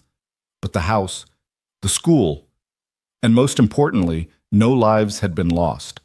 Jim stood surveying the damage, his jaw tight with controlled rage. "Get me a horse," he said quietly. "I'm going after Kane." "No." Judge Brennan's voice came from behind them. None of them had heard him ride up, but there he stood with a full complement of territorial marshals. "You're not going after anyone, Mr. Mercer. That's our job." "Judge," Jim started, but Brennan held up his hand. "We've been watching Kane for weeks, ever since Mrs. Whitman's visit. We suspected he might try something before your wedding, knowing it would unite the community even further. We have witnesses who saw him and his men setting the fires." "Then why didn't you stop them?" Eliza demanded, gesturing at the destruction. "We needed proof." "Now we have it. Kane and 6 of his men are already in custody. They'll stand trial for arson, attempted murder, and conspiracy to defraud the territory." The judge's expression was grim but satisfied. "He won't be troubling you again." The relief was overwhelming, but it was quickly replaced by the practical concerns of recovery. The wedding would have to be postponed. There was too much damage to repair, too many injured to tend to, or so Eliza thought until Rosa took charge. "The wedding happens as planned," she announced that evening as everyone gathered in the main house for supper. "We don't let that bastard Kane steal any more from us." "Rosa, look around," Jim said wearily. "Half the ranch is burned. We're exhausted." "And in 2 days we will still be exhausted and the ranch will still be burned," Rosa interrupted. "But you and Eliza will be married and we will celebrate that love conquers hate. The community defeats those who would divide us." "She's right," Tom Wheeler spoke up, his voice still raspy from smoke. "Pardon me for saying, boss, but if we postpone, it's like letting Kane win a little bit. I say we clean ourselves up and have the best damn wedding this territory's ever seen." A murmur of agreement ran through the assembled group. Miguel stood up. "The families, we already prepared food. It would be waste not to use it. And my sisters and I finished Mrs. Eliza's dress," one of the Wilson women added. "It's safe in our cottage." Eliza looked at Jim, seeing her own emotions reflected in his eyes. Exhaustion, yes, but also determination and love. "What do you think?" he asked her. "Want to get married in the middle of a disaster zone?" "I can't think of anything more appropriate for us," she replied, which drew laughter from everyone. So preparations continued alongside repairs. It was surreal, watching men haul burned timber with one hand while stringing wedding decorations with the other. The women divided their time between nursing the injured and cooking for the celebration. The children, resilient as always, turned it into a game, competing to see who could gather the most wildflowers from the unburned areas for bouquets. The morning of the wedding dawned clear and cool, a blessing after the heat of the fire. Eliza stood in her room in the main house. She'd moved there after the fire for safety, while Rosa and the other women helped her dress. The gown was simple but beautiful, made from ivory silk that one of the rancher's wives had donated from her own wedding dress, remade to fit Eliza's taller frame. "You look beautiful, mija," Rosa said, tears in her eyes as she adjusted the veil. "Jim will forget his own name when he sees you." Through the window, Eliza could see the crowd gathering. It seemed like half the territory had come, drawn by word of the fire and the wedding that would happen despite it. The schoolhouse served as the backdrop, its walls still standing proud despite the black devastation surrounding it. Judge Brennan had agreed to perform the ceremony, giving it official weight that would matter in the territorial records. As Eliza walked toward Jim, escorted by Tom Wheeler who'd insisted on the honor, she saw the mix of faces watching, white and Mexican, ranchers and townspeople, even some Apache traders who'd come to see what the fuss was about. This wasn't just a wedding, it was a statement about the future they were building together. Jim stood waiting for her in his best suit, which still showed some singe marks from the fire. His face when he saw her was everything Rosa had predicted: wonder, love, and a momentary speechlessness that made several of the men chuckle.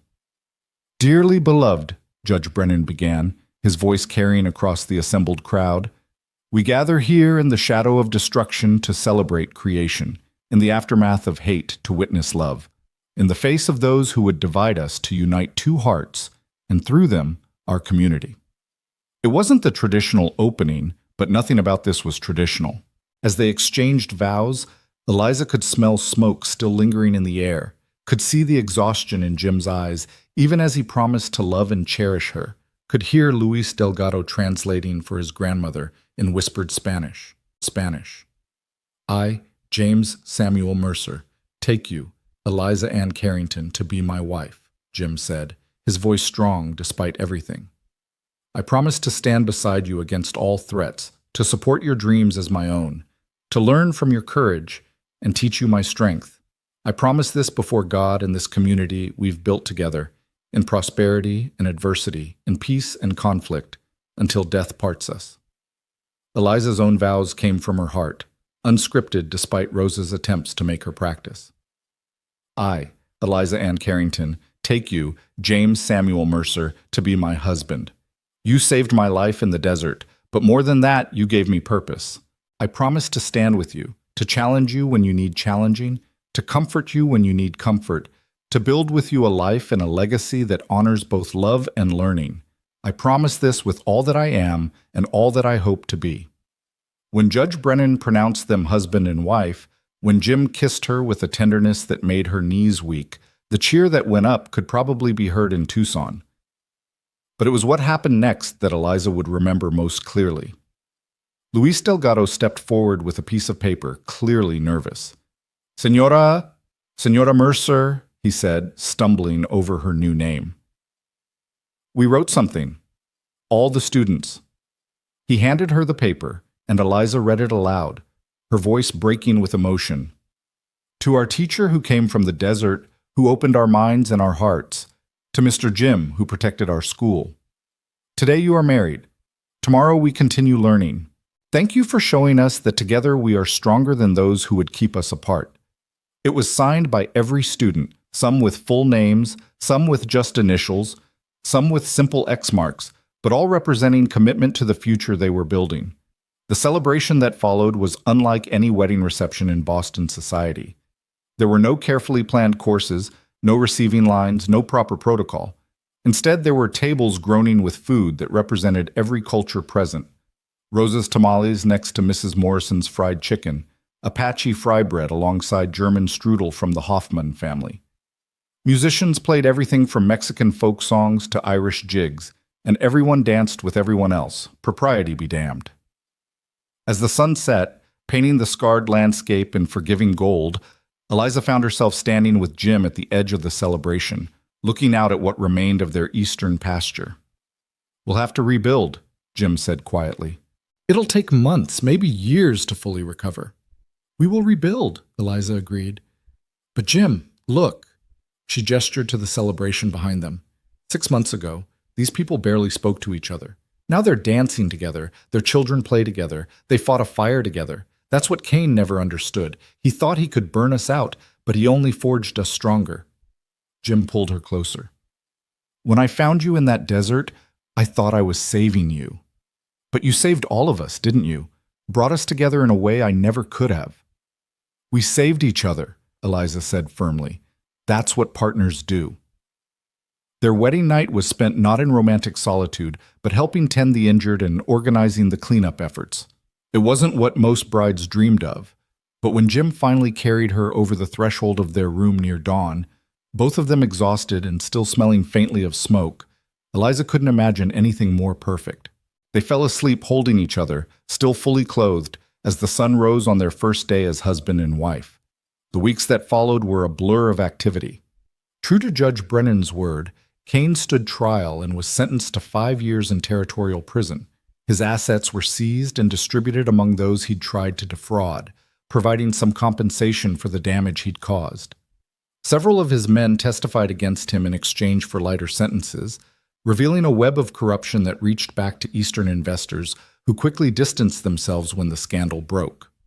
The school reopened within days of the wedding, the students determined not to lose momentum. Eliza taught with renewed energy, driven by the knowledge that education was more than just reading and writing. It was the foundation of the community they were building. The promised territorial funding arrived, along with something unexpected, a second teacher. Miss Catherine Hartley was young, barely 22, fresh from a teaching college in Philadelphia with high ideals and no frontier experience whatsoever. "I specifically requested to come here," she told Eliza on her first day, standing in the schoolhouse looking overwhelmed but determined. "I read about your integrated classroom in the newspapers. It's exactly the kind of progressive education I believe in."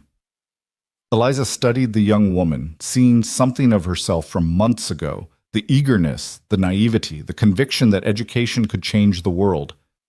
"It won't be easy," she warned. "The students come from different backgrounds, different languages. Some have never held a pencil before." "I know," Catherine said. "That's why I'm here. To learn from you how to bridge those gaps."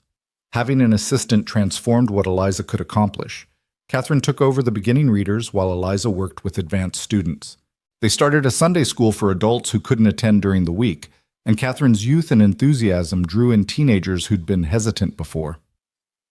One evening, about 2 months after the wedding, Eliza was closing up the schoolhouse when she felt the first wave of nausea. She gripped the desk, waiting for it to pass, but it only intensified. She barely made it outside before being violently ill. "Eliza?" Jim's voice came from behind her, concerned. He'd come to walk her home as he did every evening. "What's wrong?" "I don't know," she managed between heaves. "Something I ate, maybe?" But it wasn't something she ate. The nausea returned the next morning and the next. Rosa took one look at her and started laughing. "What's so funny?" Eliza demanded weakly. "Nothing funny, mija. Beautiful. You're carrying a child." The news hit Eliza like a lightning bolt. A baby. She and Jim were going to have a baby. The joy was immediately followed by fear. She'd seen what childbirth had done to Jim's first wife. "Don't think about that," Rosa said firmly, reading her expression. "Sarah had problems from the beginning. You're strong, healthy, you'll be fine." Jim's reaction when she told him that evening was everything she could have hoped for. His face lit up with pure joy before concern tempered it. "Are you happy?" he asked, holding her gently as if she might break. "Terrified," she admitted. "But yes, happy. So happy. We'll need to get the doctor out here regularly. Maybe you should stop teaching, rest more. James Mercer, if you try to wrap me in cotton for the next 7 months, I will make your life miserable," Eliza warned. "I'm pregnant, not dying." Women have been having babies while working since the beginning of time. But she did make some concessions. Catherine took over more of the physical aspects of teaching while Eliza focused on planning and the less strenuous activities. The students, when they found out, were collectively protective, with Luis appointing himself her official chair carrier and the older girls constantly bringing her water and checking if she needed anything.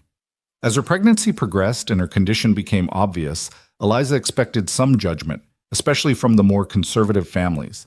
Instead, she found acceptance and even excitement.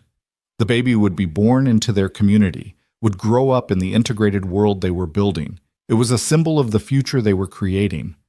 The school continued to grow. They added a small library with books donated from around the territory, and even some sent from educational societies in the East that had heard about their work. They started a newsletter, written and printed by the students themselves, sharing news between the ranches and creating another reason for everyone to learn to read. Then, in her 6th month of pregnancy, Trouble arrived in a different form. Eliza was teaching when she heard horses approaching, many horses, moving with military precision. Through the window, she saw a full cavalry unit entering the ranch compound, their blue uniforms dusty from travel. Jim met them in the yard, and Eliza could see the tension in his posture even from a distance. She dismissed her students early and walked out to join him, ignoring his gesture for her to stay back. "Colonel Morrison," Jim was saying as she approached, "what brings the army to Circle M?" The colonel was a hard-faced man with cold eyes that swept over everything with calculating assessment. "Apache troubles, Mr. Mercer. There have been raids north of here. We're establishing a patrol base in the area." "There haven't been any Apache problems here," Jim said carefully. "We trade with them regularly." "That's exactly the problem." The colonel's voice was sharp. "Fraternizing with hostiles makes you sympathetic to them, possibly even supplying them." "Now wait just a minute, and this must be the famous Mrs. Mercer." The colonel turned to Eliza, his gaze lingering disapprovingly on her obvious pregnancy. "The teacher who's been educating savages alongside whites. Some in the territorial government think you're progressive. Others think you're dangerous." "Education is never dangerous, Colonel," Eliza said coolly. "Ignorance is." "Pretty words, ma'am. But when those educated Mexicans and Indians start thinking they're equal to white folks, when they start wanting the same rights and opportunities, what then? You're disrupting the natural order." "The only natural order I recognize is the one where all children have the right to learn," Eliza replied. The colonel's face reddened. "Mr. Mercer, I strongly suggest you reconsider your policies here. The Army will be watching.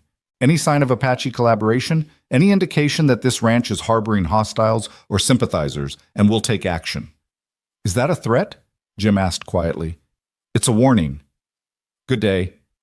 The cavalry unit made camp just outside the ranch boundaries, close enough to be a constant presence, a reminder that they were being watched. It changed the atmosphere immediately. The Apache traders stopped coming. Some of the Mexican families started keeping their children home from school, afraid of drawing military attention. "We can't let them destroy what we've built," Eliza said that night, pacing despite her exhaustion. "We won't," Jim promised, "but we have to be careful. The Army has the authority to shut us down if they find any excuse." They were careful, but it didn't matter. The colonel was determined to find problems. He complained that the integrated school was a security risk. He suggested that some of the Mexican workers were actually Apache sympathizers. He even implied that Jim's marriage to a radical Eastern woman had compromised his judgment. The situation came to a head when a group of Apache, mainly women and children, appeared at the ranch seeking help. Their band had been attacked by soldiers, the men killed or scattered, and they were starving. "We have to help them," Eliza said immediately. "If we do and the Army finds out, they'll arrest us for harboring hostiles," Jim warned. "Then we don't let them find out." They hid the Apache families in the old mine shaft on the northern edge of the property, bringing them food and medical supplies under cover of darkness. Rosa and several of the Mexican women who had connections to the Apache through trade, and in some cases, blood, tended to the wounded. For 3 days they managed to keep the secret. Then Colonel Morrison arrived with his full unit. "We've had reports of Apache being hidden here," he announced. "We're searching the property." "You have no right," Jim started. "I have every right." "This is a matter of territorial security." The colonel smiled coldly. "Unless you have something to hide." They searched methodically, soldiers spreading across the ranch like locusts. Eliza stood with Jim, her hand pressed to her swollen belly, praying the Apache had heard the commotion and hidden themselves deeper in the mine. But prayers weren't enough. A shout went up from the north, and soldiers began converging on the mine entrance.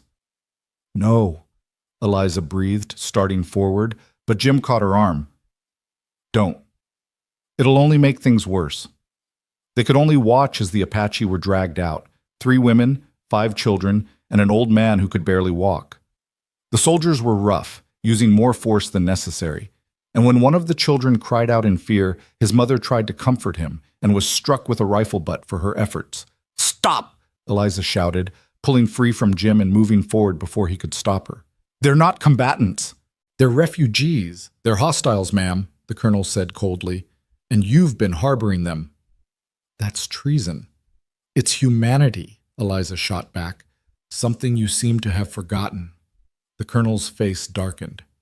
Mr. Mercer, control your wife or I'll arrest her for interference with military operations. Try it, Jim said, moving to stand beside Eliza. Arrest a pregnant school teacher for defending women and children. See how that plays in the newspapers back east. For a moment, the standoff held, tension crackling like lightning about to strike. Then another voice cut through. Colonel Morrison, what exactly is happening here? Everyone turned to see Judge Brennan approaching with Mrs. Whitman, and surprisingly, a man in an expensive suit who looked decidedly out of place on the frontier. Judge, the colonel said stiffly, we're apprehending hostile Apache hidden on this property. I see women and children, Judge Brennan observed. Hardly a war party. The law is clear. The law is subject to interpretation, the man in the suit interrupted. Senator James Hartwell, Colonel. Territorial Committee on Indian Affairs. I'm here to investigate reports of military overreach in civilian areas. The colonel's jaw tightened. Senator, I wasn't aware. That was the point, Senator Hartwell said dryly. He looked at the Apache families, then at Eliza and Jim. Mrs. Mercer, I've heard a great deal about your school. Would you say these Apache pose a threat to your students? The only threat here is ignorance and fear, Eliza said clearly.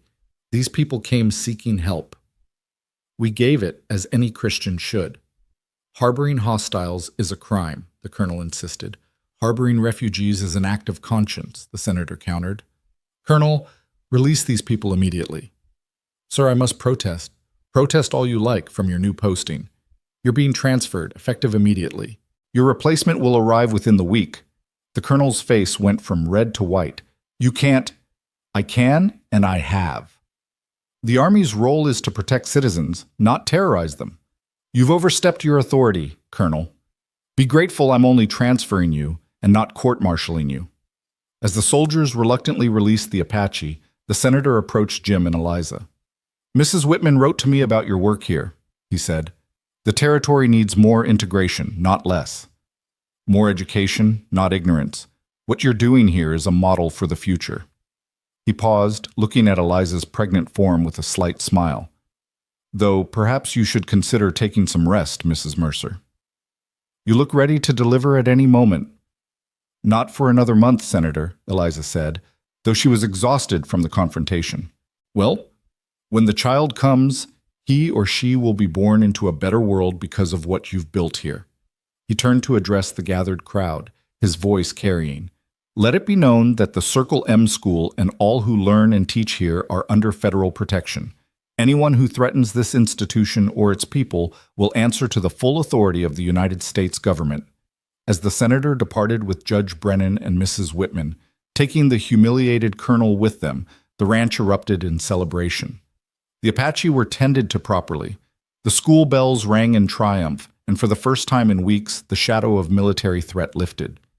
That night, as Jim held Eliza close in their bed, feeling the baby kick between them, he whispered, You're going to get us killed one of these days, with that fearlessness of yours.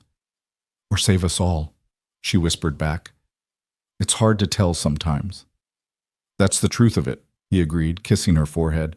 But I wouldn't have you any other way. The new military commander who arrived the following week was a Captain Hayes, a younger man who seemed more interested in keeping peace than causing trouble. He made it clear that as long as the ranch caused no problems, he would cause none either. It was the best they could hope for. Life settled back into its rhythm, though Eliza found the final month of pregnancy more challenging than she'd expected. Her ankles swelled, her back ached constantly, and she could barely manage the walk to the schoolhouse. But she refused to stop teaching entirely, conducting lessons from a chair when necessary, letting Catherine handle the more active parts. Then, on a particularly hot afternoon in late September, as she was explaining the principles of democracy to her advanced students, a lesson that had taken on new meaning after recent events, she felt the first contraction. Mrs. Mercer. Catherine noticed her expression. Are you all right? I think, Eliza said carefully, that class might need to end early today. The baby wasn't willing to wait for careful plans. By the time they got her to the main house, the contractions were coming fast and hard. Rosa took charge immediately, banishing Jim from the room despite his protests. This is women's work, she said firmly. You go wear a hole in the floor outside. For hours Eliza labored, Rosa and the midwife attending her while what seemed like half the ranch gathered outside. She could hear Jim pacing, could hear Tom Wheeler trying to distract him with talk of cattle prices, could hear her students singing songs they'd learned in both English and Spanish. They sing for the baby, Rosa told her during a brief respite between contractions, to welcome it into our community. The pain was worse than anything Eliza had experienced, worse than the desert heat, worse than the fear of fire. But then, just as dawn broke over the mountains, painting the sky in shades of pink and gold that reminded her of her first morning at the Circle M, she heard the most beautiful sound in the world, her baby's first cry. A girl, Rosa announced, placing the squalling infant on Eliza's chest, perfect and healthy, and with her father's stubborn chin. Jim was allowed in then, and the look on his face when he saw his daughter made every moment of pain worth it. He knelt beside the bed, one finger gently touching the baby's tiny fist. She's beautiful, he whispered, tears running unashamed down his cheeks. What should we name her? Eliza looked at their daughter, this child born from love forged in adversity, who would grow up in the integrated community they'd built, who would know no boundaries of race or class because her parents had refused to accept them.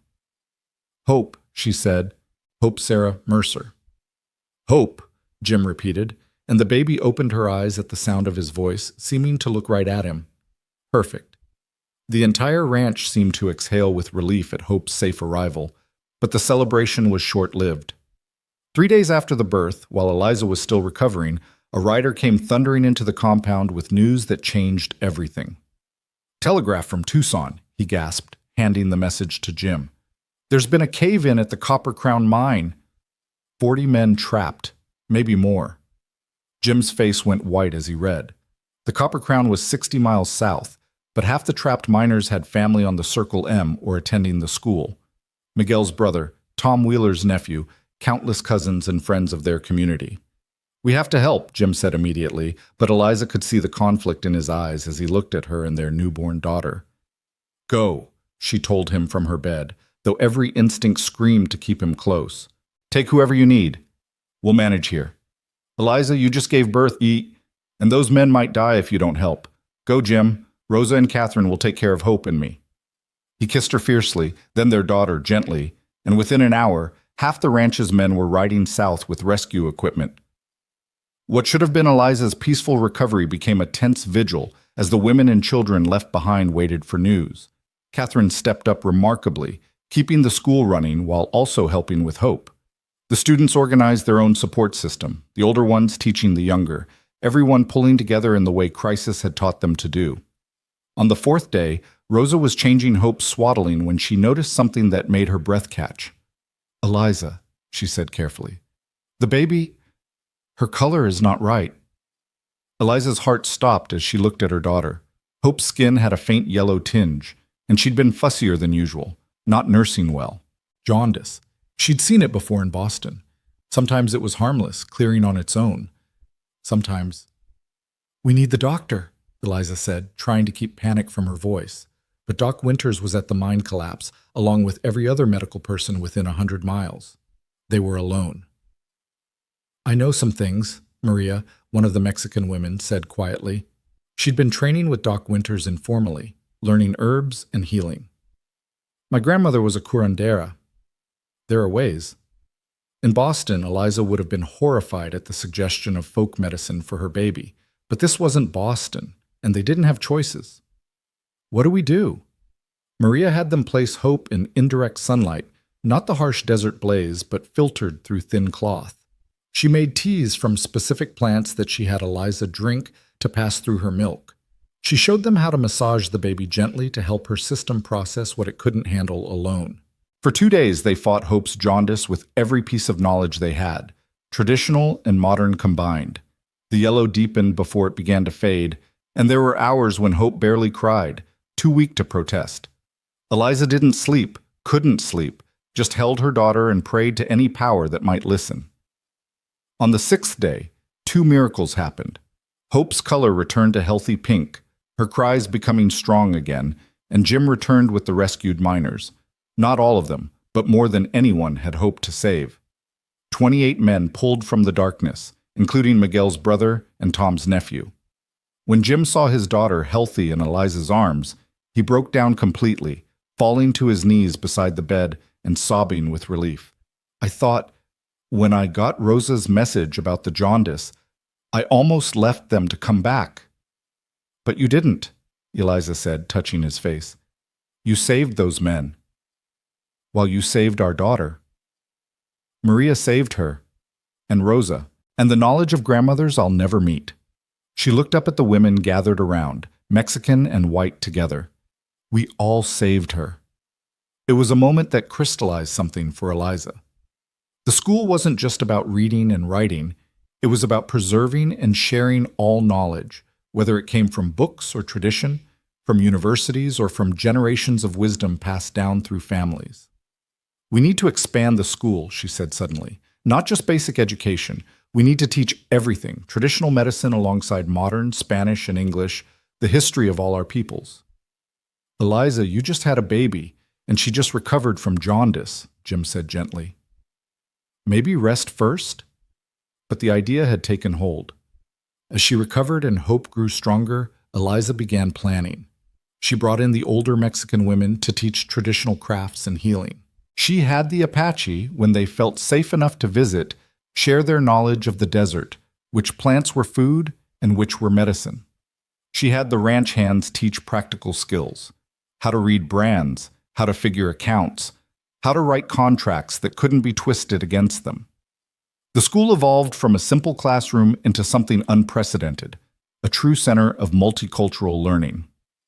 The territorial government took notice, and not entirely favorably. The new challenge arrived in the form of Superintendent Wallace, a thin, austere man who appeared one morning with a stack of regulations and a disapproving expression. Mrs. Mercer, he said, looking around the schoolhouse where Maria was teaching herbal medicine to one group while Catherine led another in reading Shakespeare, this is highly irregular. Education often is, Eliza replied, shifting hope to her other hip. She'd taken to bringing the baby to school, creating a small nursery area where other mothers could also tend their young children while learning. The territorial board has standards, approved curricula. You can't just teach whatever this is. This is practical education for frontier life, Eliza said firmly. My students can read and write, certainly, but they can also treat snakebite, calculate fair wages, understand their legal rights, and communicate across language barriers. Which would you rather have in a frontier citizen? Wallace pulled out his regulations. The law requires specific subjects taught in specific ways. Then the law is wrong. The voice came from behind them. Senator Hartwell had returned, this time with several other officials. I've been observing for the past hour, Superintendent. This is exactly what the territory needs. Senator, with respect, there must be standards. There must be results, the senator corrected. And the results here are extraordinary. Mrs. Mercer, would you be willing to demonstrate your teaching methods to a territorial education committee? We're looking to reform the entire system. Eliza felt Jim's hand on her shoulder, steady and supportive. I'd be honored, Senator. When? Next month. We'll bring the committee here, show them what integrated, practical education looks like. The preparation for the committee visit consumed the next weeks. Every student threw themselves into the effort, wanting to prove that their school, their way of learning, was valid. Even little Louise, now 10 and one of her star pupils, stayed after class to help organize demonstrations. Senora Mercer, he said one evening as she prepared materials with Hope sleeping in a basket beside her, if they close our school, where would we go? They won't close it, Eliza assured him, though she wasn't as certain as she sounded. But if they did... She looked at this boy who'd been the first to write his name on her board, who now read fluently in 2 languages and helped teach the younger children. Then we'd build another one, and another after that if necessary. Once you learn something, Luis, no one can take it away from you. The building might close, but the education remains. The day of the committee visit dawned with unusual clouds on the horizon, the smell of rain in the air. The desert was going to put on a show, one way or another. The committee consisted of 5 members, 3 men who looked skeptical and 2 women who seemed more open-minded. They sat in the back of the classroom as Eliza began the day's lessons, trying to ignore their presence and teach as naturally as possible. The morning started with integrated reading groups, older students helping younger, languages mixing as needed.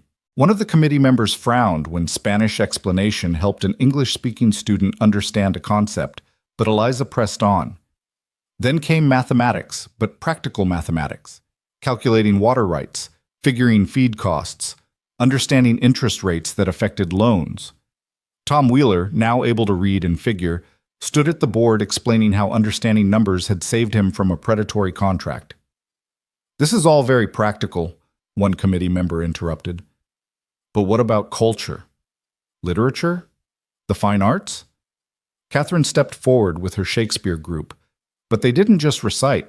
They performed, Mexican students playing English nobles, white students as Italian lovers, the universal themes crossing all boundaries. Even the skeptical committee members leaned forward, engaged despite themselves. Lunch was communal, as always, and Eliza made sure the committee ate with the students and their families. Let them see the community that education had built, the conversations between people who wouldn't have spoken a year ago. The afternoon brought Maria's medicine class, and one committee member objected strongly. "This is superstition, not education." "Is it?" Eliza asked. "Maria, please explain the willow bark preparation." Maria, nervous but determined, explained in accented but clear English how willow bark tea reduced fever and pain. "The old ones knew this for generations," she said. "Now modern doctors make aspirin from the same tree. Traditional knowledge and modern science, they meet." Doc Winters, who'd returned from the mine disaster and had started attending Maria's classes himself, stood up. "I've been practicing medicine for 20 years, he said. "Half of what this woman knows would benefit any medical college. Dismissing traditional knowledge because of who holds it is ignorance, not education." The storm that had been building all day finally broke as the committee prepared to deliberate. Rain pounded on the roof, rare and precious, and the students rushed to put out containers to catch it. But the roof, still damaged from the fire months ago, began to leak. Without hesitation, without anyone organizing them, the entire school community sprang into action. Students, parents, and teachers worked together, moving supplies, protecting books, some climbing onto the roof despite the rain to patch the worst leaks. The committee watched in amazement as this diverse group functioned as one unit, each person knowing their role, helping regardless of language or background. When the crisis passed and everyone was back inside, soaked but laughing, the lead committee member stood up. He was an older man named Harrison, who'd been the most skeptical throughout the day. "I came here," he said slowly, "expecting to find chaos. Mixed classes, unapproved curricula, a teacher who barely recovered from childbirth trying to change the world." He paused, looking around the room. "Instead, I found the future. This is what America should be. Not separate but equal, but truly integrated, truly united." One of the women on the committee nodded enthusiastically. "The territorial board needs to see this. No, the whole country needs to see this." "Mrs. Mercer," Harrison continued, "would you be willing to write a comprehensive guide to your teaching methods? Something other frontier schools could follow?" Eliza looked at Jim, who nodded encouragingly, then at Hope sleeping peacefully despite the chaos, then at her students, her extended family, really. "I'll do better than that," she said. "We'll write it together. Each student, each teacher, each family contributing their perspective. It won't just be about method, it'll be about community." The committee departed with promises of funding and support, but more importantly, with changed minds. The Circle M School would not only survive, but become a model. That evening, as the desert celebrated the rare rain with blooming night flowers and the fresh smell of wet earth, the entire ranch gathered for an impromptu celebration. Someone brought out instruments, and soon music filled the night. Jim danced with Eliza while Rosa held Hope, the baby mesmerized by the lantern light and laughter. "We did it," Jim murmured in her ear. "You did it." "We all did it," she corrected, but allowed herself a moment of pride. From dying in the desert to this, a school that was changing how the territory thought about education, a community that proved integration was possible, a family she'd never dreamed she'd have. But challenges weren't finished with them. 2 weeks later, a different sort of visitor arrived, a woman in expensive Eastern clothes with a familiar face that made Eliza's blood run cold. "Hello, cousin," Charlotte Whitman said, her Boston accent sharp as winter ice. "Imagine my surprise to learn you were alive and apparently reformed as some sort of frontier teacher." Charlotte had tormented Eliza throughout their childhood, always pointing out how Eliza's branch of the family had fallen, how charity cases like her should be grateful for any attention from their betters. Now she stood in the Circle M schoolhouse, looking around with barely concealed disgust. "Charlotte," Eliza managed, "what are you doing here?" "Father's investing in territorial railways. I came to oversee our interests and heard the most remarkable tale about a cousin I thought had disappeared in shame." Her smile was cruel. "Teaching savages and marrying a rancher. How the mighty have fallen." Jim stepped forward, but Eliza caught his arm. This was her battle. "I teach anyone willing to learn," Eliza said calmly, "and I married a man worth 10 of the Boston society fops you always chased." Charlotte's face flushed. "You always were too proud for your station. But this," she gestured at the classroom, "this is beneath even you. Mixed races, teaching folklore as fact. What would your poor parents think?" "They'd be proud," Eliza said firmly. "They believed in education for everyone, in judging people by their character, not their birth. Values you never understood. I understand that you're destroying the natural order, that you're giving these people ideas above their station." Charlotte's voice rose. "And I understand that Father's railway investment gives us considerable influence with the territorial government. One word from me. One word from you, and what?" Senator Hartwell entered the schoolhouse, having arrived for a follow-up visit at exactly the right moment. "Please continue, Miss Charlotte Whitman. My father is Charles Whitman of Whitman Rails." "Yes, I know. I also know your father just lost the railway contract because of questionable financial practices. Something about bribing officials?" The senator's smile was cold. "Perhaps you should return to Boston and help with his legal troubles rather than threatening territorial institutions under federal protection." Charlotte went white, then red, then fled without another word. But as her carriage pulled away, Eliza knew she hadn't seen the last of her cousin's spite. The next attack came through the mail, letters to newspapers in Boston and New York, signed by concerned citizens, describing the Circle M school as a den of racial mixing and moral corruption. Charlotte's work, obviously, but effective. Soon curious journalists arrived to see this scandalous school for themselves. "This could destroy us," Jim worried, reading the latest inflammatory article. "Or make us," Eliza countered. "We show them the truth. Let them see what we've really built."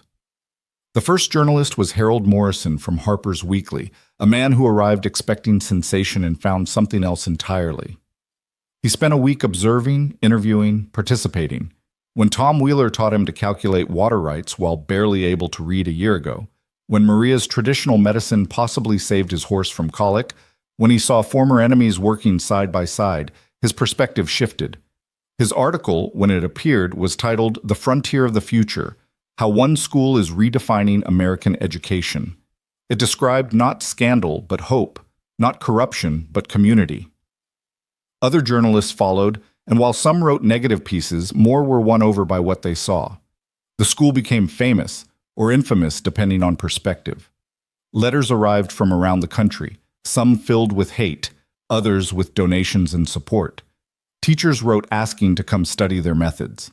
Parents inquired about sending their children. Through it all, hope grew, taking her first steps in the schoolhouse while her mother taught, saying her first words in a mix of English and Spanish that made everyone laugh. She was the living symbol of what they were building, a child who would grow up seeing no barriers between peoples, who would carry their integrated future forward. One evening, as Eliza nursed hope while reviewing the next day's lessons, Jim sat beside her with a concerned expression. "There's something you should know," he said quietly. "Kane's been released early. Good behavior, apparently, though I suspect money changed hands." Eliza's blood chilled. "Will he come back?" "Captain Hayes has men watching for him. And we're not the same vulnerable ranch we were. We have federal protection, territorial support, a whole community ready to defend us." But he's not the type to forgive or forget. No, Jim agreed. He's not. Kane's return manifested not in direct attack, but in subtle sabotage. Wells on neighboring ranches went bad, forcing them to sell water rights.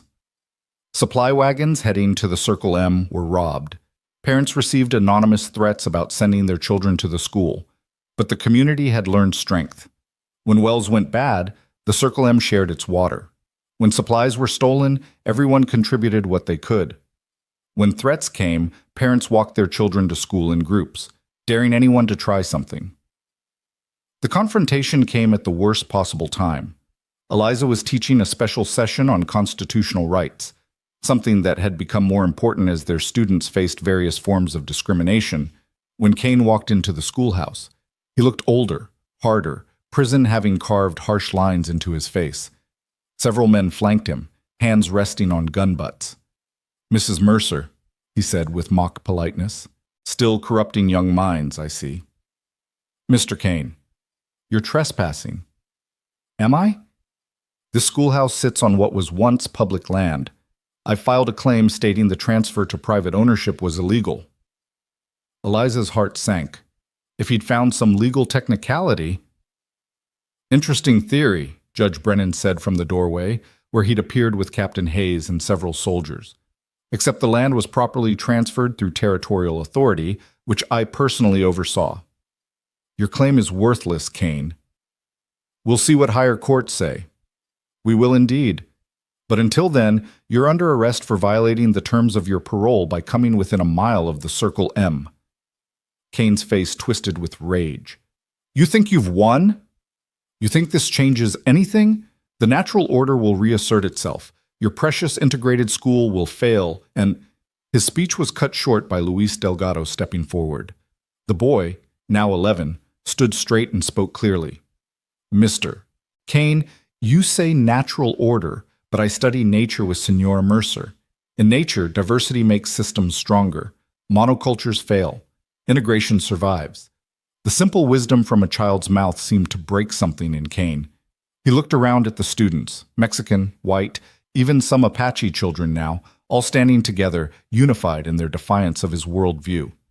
"Take him away," Judge Brennan ordered, and Kane was led out, somehow smaller than when he'd entered. But the threat of his legal challenge remained.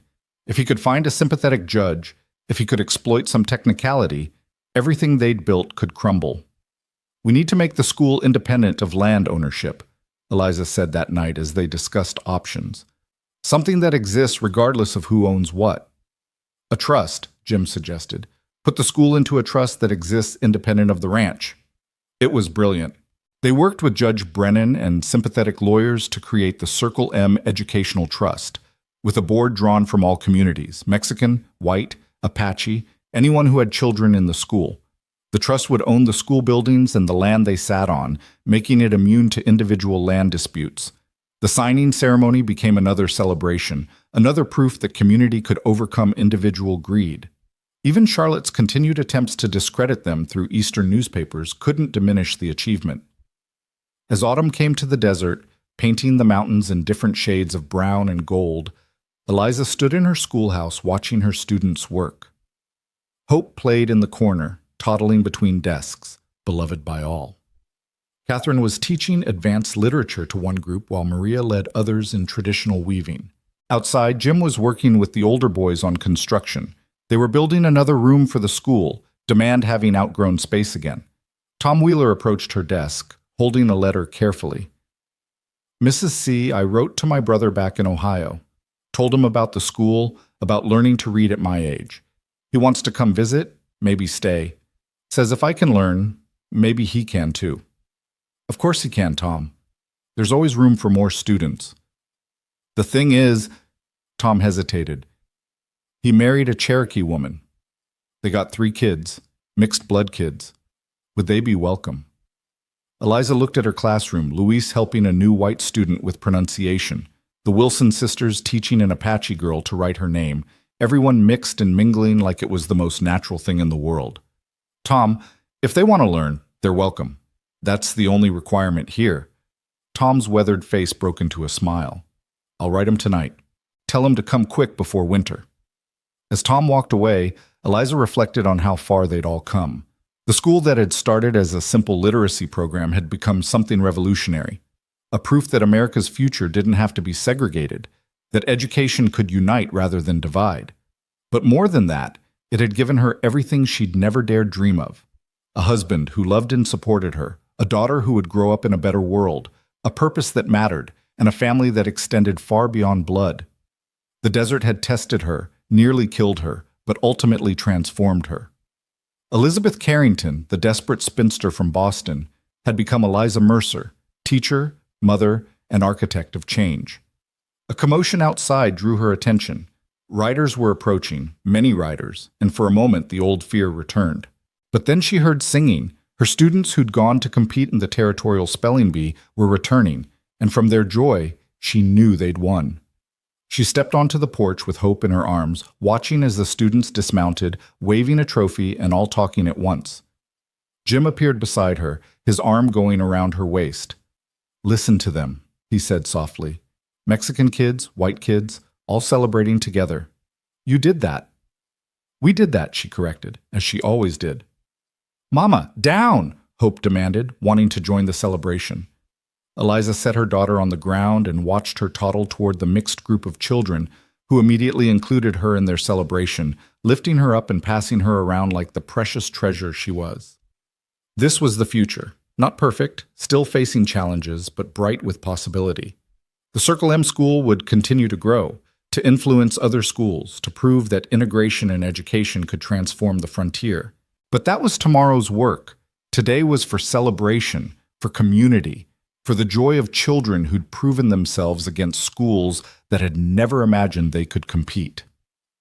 As the sun set over the desert, painting the sky in impossible colors, Eliza stood surrounded by her students, her family, her community, and knew that every hardship had been worth it for this moment, this life, this future they were building together.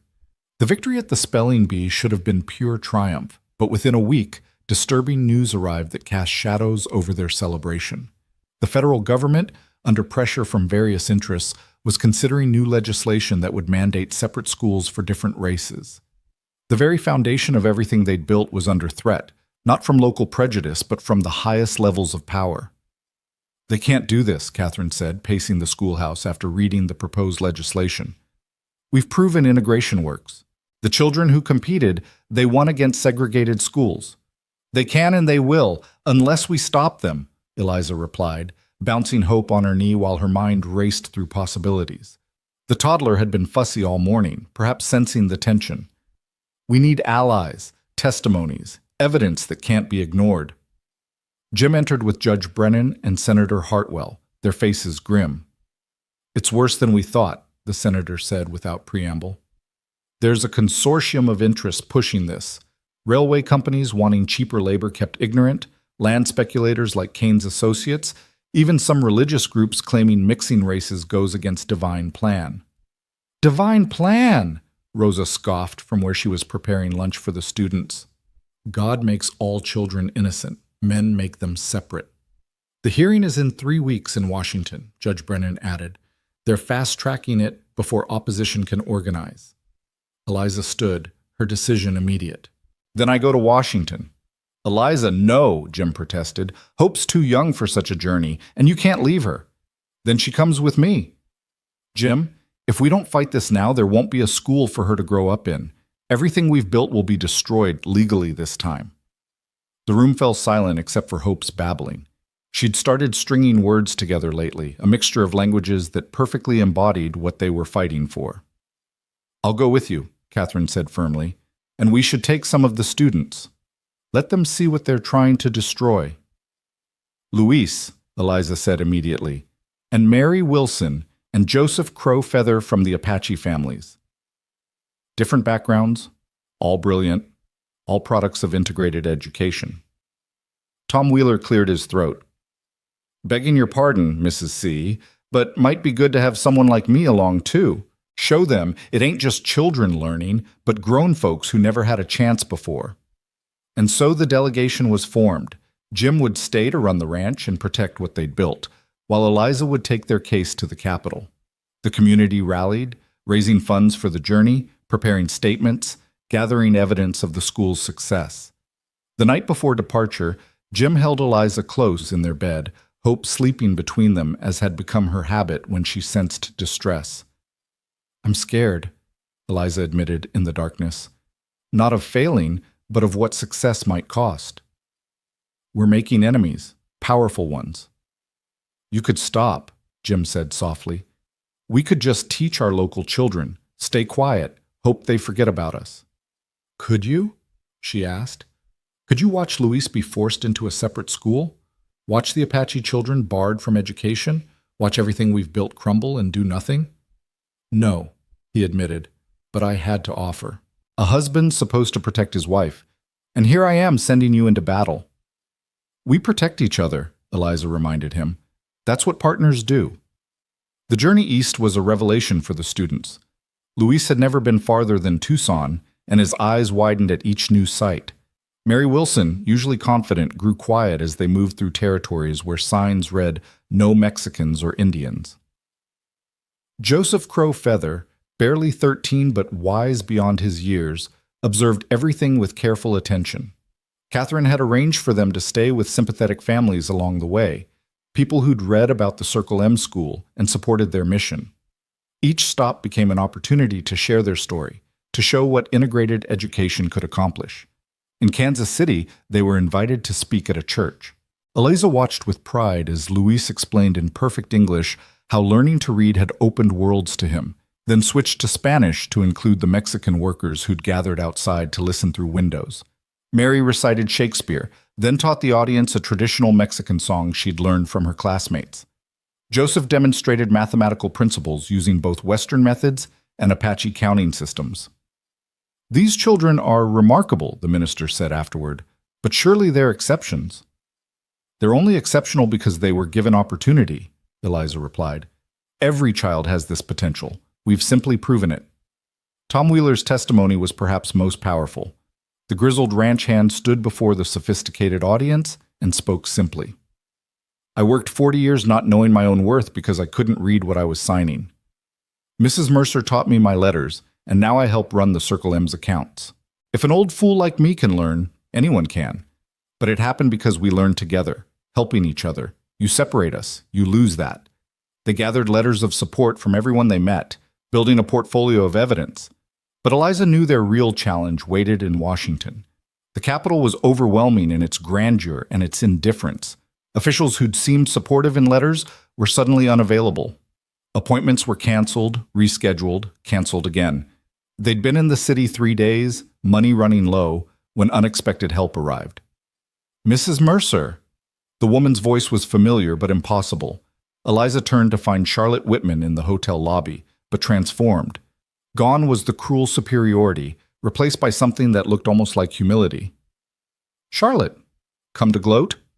"Come to help, actually." Charlotte's laugh was bitter. "Father's in prison. The scandal destroyed us. Everything I believed about natural superiority, about breeding and station, it was all lies.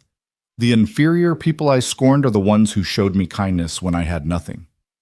Eliza studied her cousin, searching for deception, but found only exhausted sincerity. "I work for Congressman Phillips now," Charlotte continued, "as a secretary. It's honest work, which is more than Father ever did. I heard about your hearing. I can get you in to see people who matter." "Why would you help us?" "Because I was wrong about everything, and because maybe helping you succeed can begin to atone for the harm I tried to cause." Charlotte paused, glancing at Hope, who was playing with a rag doll Rosa had made. "She's beautiful. Growing up in the world you're building instead of the one I was taught to preserve." It was Charlotte who got them into Congressman Phillips' office. Charlotte who arranged meetings with key committee members. Charlotte who used her knowledge of society to open doors that would have remained closed. The hearing itself was held in a grand chamber that echoed with every footstep. The committee sat elevated above them, 5 men who held the future of education in their hands. The opposition presented first, carefully selected experts who spoke of the dangers of mixing races, the importance of separate development, the natural order that God intended. Cain was there, Eliza noticed, sitting with the opposition, his presence a reminder that their enemies never truly disappeared. Then it was their turn. Eliza had prepared a lengthy speech about educational theory and constitutional rights, but standing before the committee, hope on her hip, because the child had refused to be left with strangers, she abandoned it. "Gentlemen," she began, "I could speak of pedagogy and progress, but instead, let me show you the future." She nodded to Luis, who stood and began to speak. He told his story simply. A Mexican boy who'd learned to read and now helped teach others. He solved complex mathematical problems on the provided board. He recited the preamble to the Constitution in accented but clear English, then translated it to Spanish for the Mexican journalists present. Mary Wilson followed, reading from her own composition about attending school with children she'd been taught to fear, only to find friends. She spoke of learning Spanish lullabies and teaching English hymns, of sharing food and stories and dreams. Joseph Crow Feather spoke last of the students, his voice carrying the dignity of his people. "You fear us learning together will weaken America," he said, "but America is already many peoples. We make it stronger by understanding each other. At Circle M, I learn your history and teach mine. Both matter." Tom Wheeler stood next, his testimony bringing several committee members to lean forward with interest. Here was a white man, a real American in their eyes, testifying that learning alongside Mexicans and Indians had enriched, not diminished him. Catherine presented the academic results, test scores, literacy rates, the spelling bee victory. She showed letters from other schools asking to learn their methods, from parents begging to send their children. Finally, Eliza spoke, hope still in her arms. "This child," she said, "speaks her first words in 3 languages. She sees no difference between her Mexican playmates and her white ones. She's learning to read from Apache picture stories and English primers alike. This is the America we're building at Circle M, not separate but equal, but united and stronger." "Pretty words, Mrs. Mercer," one committee member said dismissively. "But surely you understand the races have different capacities. Your experiment might work in a small school, but applied broadly." Before Eliza could respond, Hope squirmed in her arms and spoke clearly. "No," she said, her small voice echoing in the chamber. Then, looking directly at the man who'd spoken, she added in perfect Spanish, "Todos somos iguales." We are all equal, word she'd learned from playing with Luis's little sister.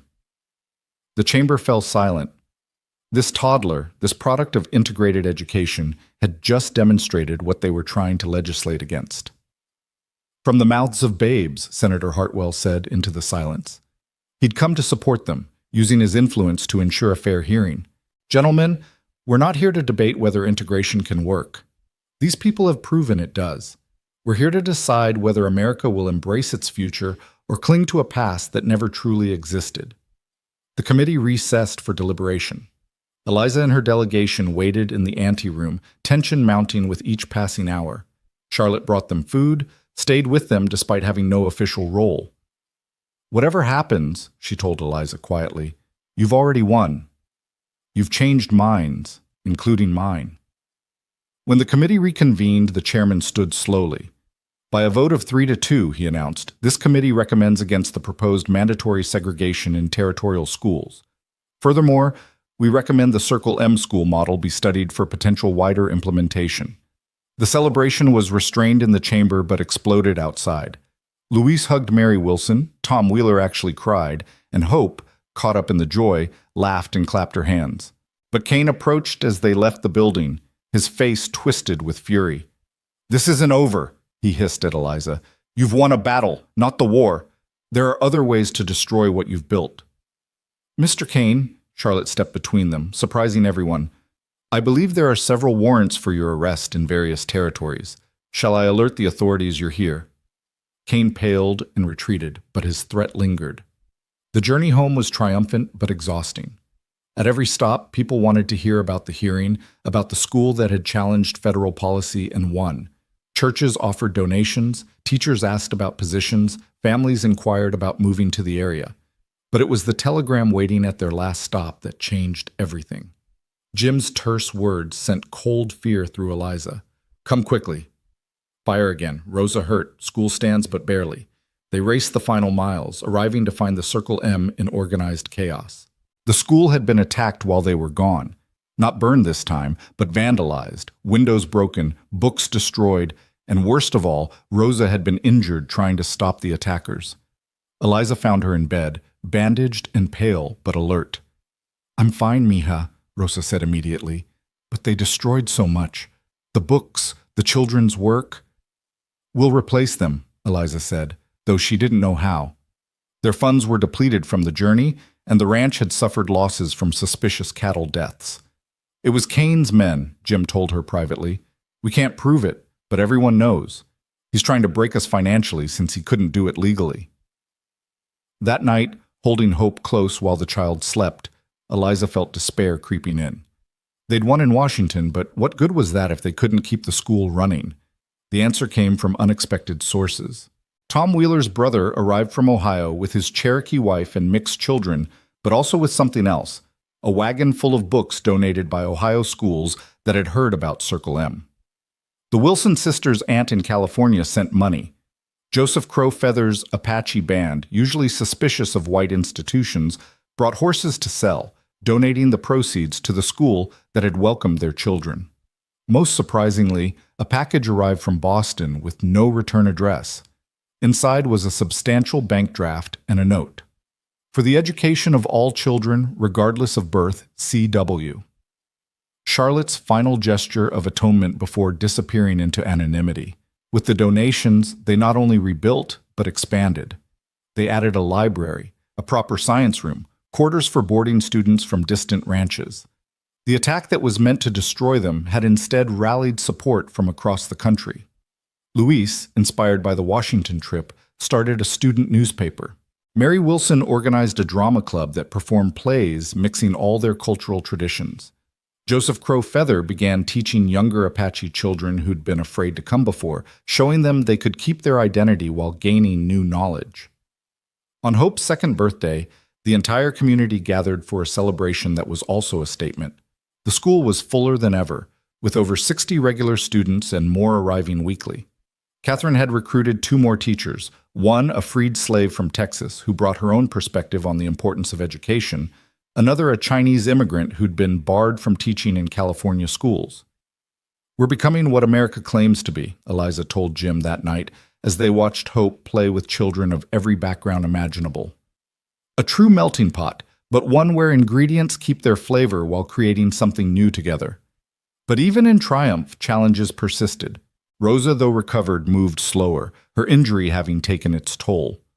Jim struggled with ranch finances, trying to support the ever-growing school while maintaining the cattle operation. And Kane, though not seen, was felt, a shadow always threatening from the edges. The breaking point came during the autumn roundup. Jim had taken most of the men to gather the herd for market, the sale crucial for keeping both ranch and school afloat. That's when Kane struck, not at the school this time, but at the very foundation of their lives. Eliza was teaching when she saw the smoke, not from a building, but from the range. The grasslands that fed the cattle were burning. Without that grass, the cattle would starve. Without the cattle, the ranch would fail. Without the ranch, the school had no protection.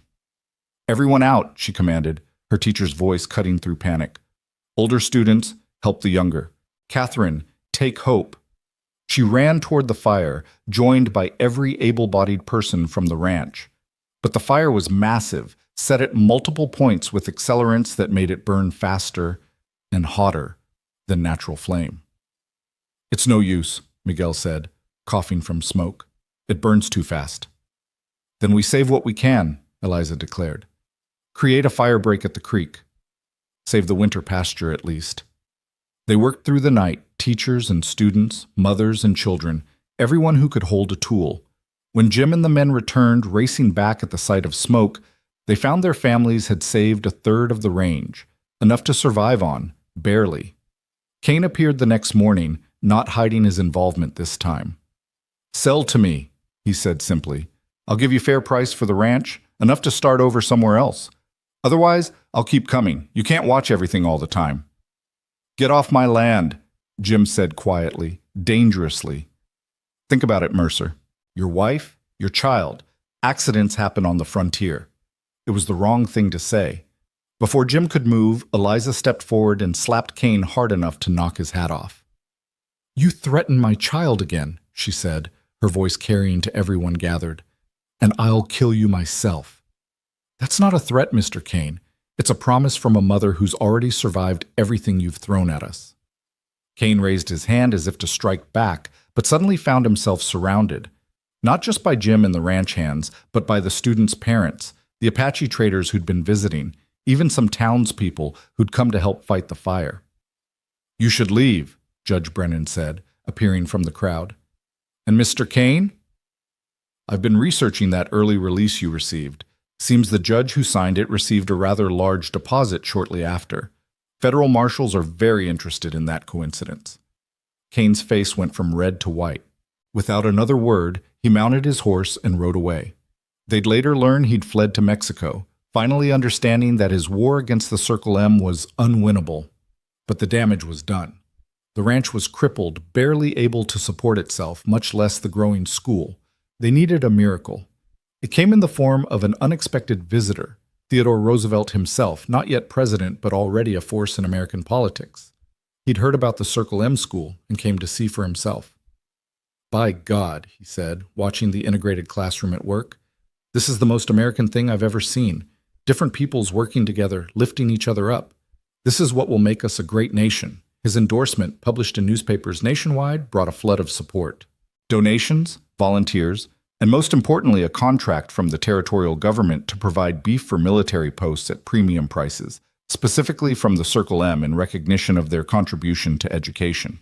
The ranch was saved, the school secured, and their future finally seemed bright. 5 years passed. Hope grew into a bright, fearless child who spoke 3 languages and could ride before she could properly write. The school had expanded to 3 buildings with 6 teachers and over 100 students. Luis had gone to college, the first from their school, on a scholarship Roosevelt himself had arranged. Mary Wilson was studying to become a teacher. Joseph Crow Feather had started a program teaching Apache culture and language, preserving traditions while embracing modern education. Tom Wheeler, now in his 60s, had not only learned to read but had become the school's librarian, carefully tending books he once couldn't understand. Rosa, though slowed by age and her old injury, still ruled the kitchen and the hearts of everyone at Circle M.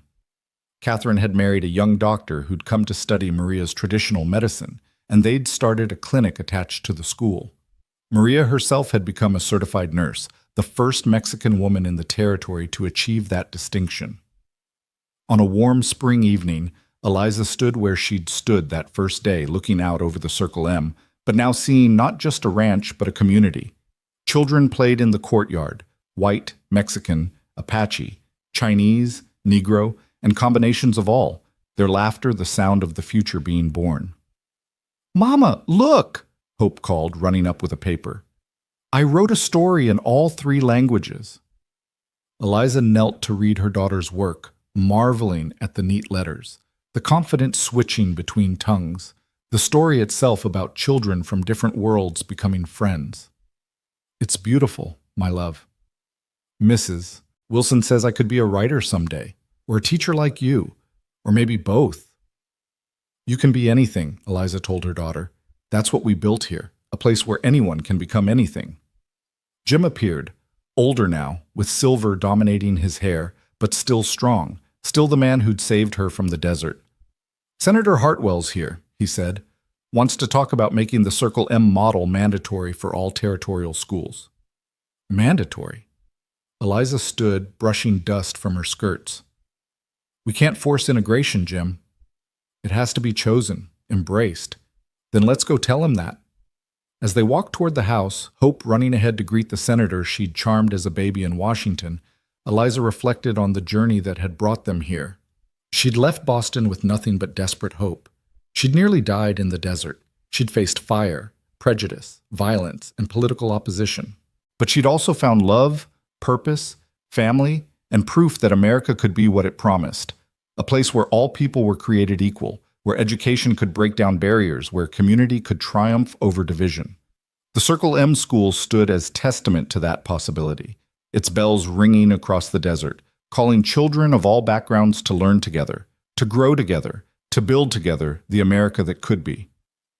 You did it, Jim said softly, taking her hand. We did it, she corrected, as always. No, he said, stopping to face her. We helped, we supported, we protected. But you, Eliza Mercer, you had the vision and the courage to make it real. You changed the world. Just a small piece of it. All world changing starts small, he replied, kissing her forehead. One student, one classroom, one community at a time. As they entered the house where Senator Hartwell waited, where Rosa was undoubtedly preparing too much food, where their daughter played with children who would grow up to reshape the American West, Eliza knew the work wasn't finished. There would be more challenges, more opposition, more fights to fight. But standing there, surrounded by the fruit of their labors, she also knew they would win. Not because they were stronger or richer or more powerful than their opponents, but because they had something unbeatable, proof that integration worked, that education transformed, that love conquered fear. The desert had tested her with death and delivered her to life. Now she would spend that life ensuring others had the same chance at transformation, the same opportunity to become more than circumstances dictated. The Circle M School would continue long after she was gone, its lessons spreading like seeds on the desert wind, taking root in unlikely places, growing into forests of possibility. But that was the future. For now there was this moment, her husband's hand in hers, her daughter's laughter echoing through the house, her students' voices raised in song as the day's lessons ended, and the absolute certainty that she was exactly where she belonged, doing exactly what she was meant to do. The desert sunset painted the sky in impossible colors, just as it had that first day when Jim had found her dying in the sand. But now she wasn't just surviving, she was thriving and bringing everyone around her along for the journey. This was her legacy. Not just a school, but a proof of possibility, a demonstration that the American dream could belong to everyone if they were brave enough to claim it together.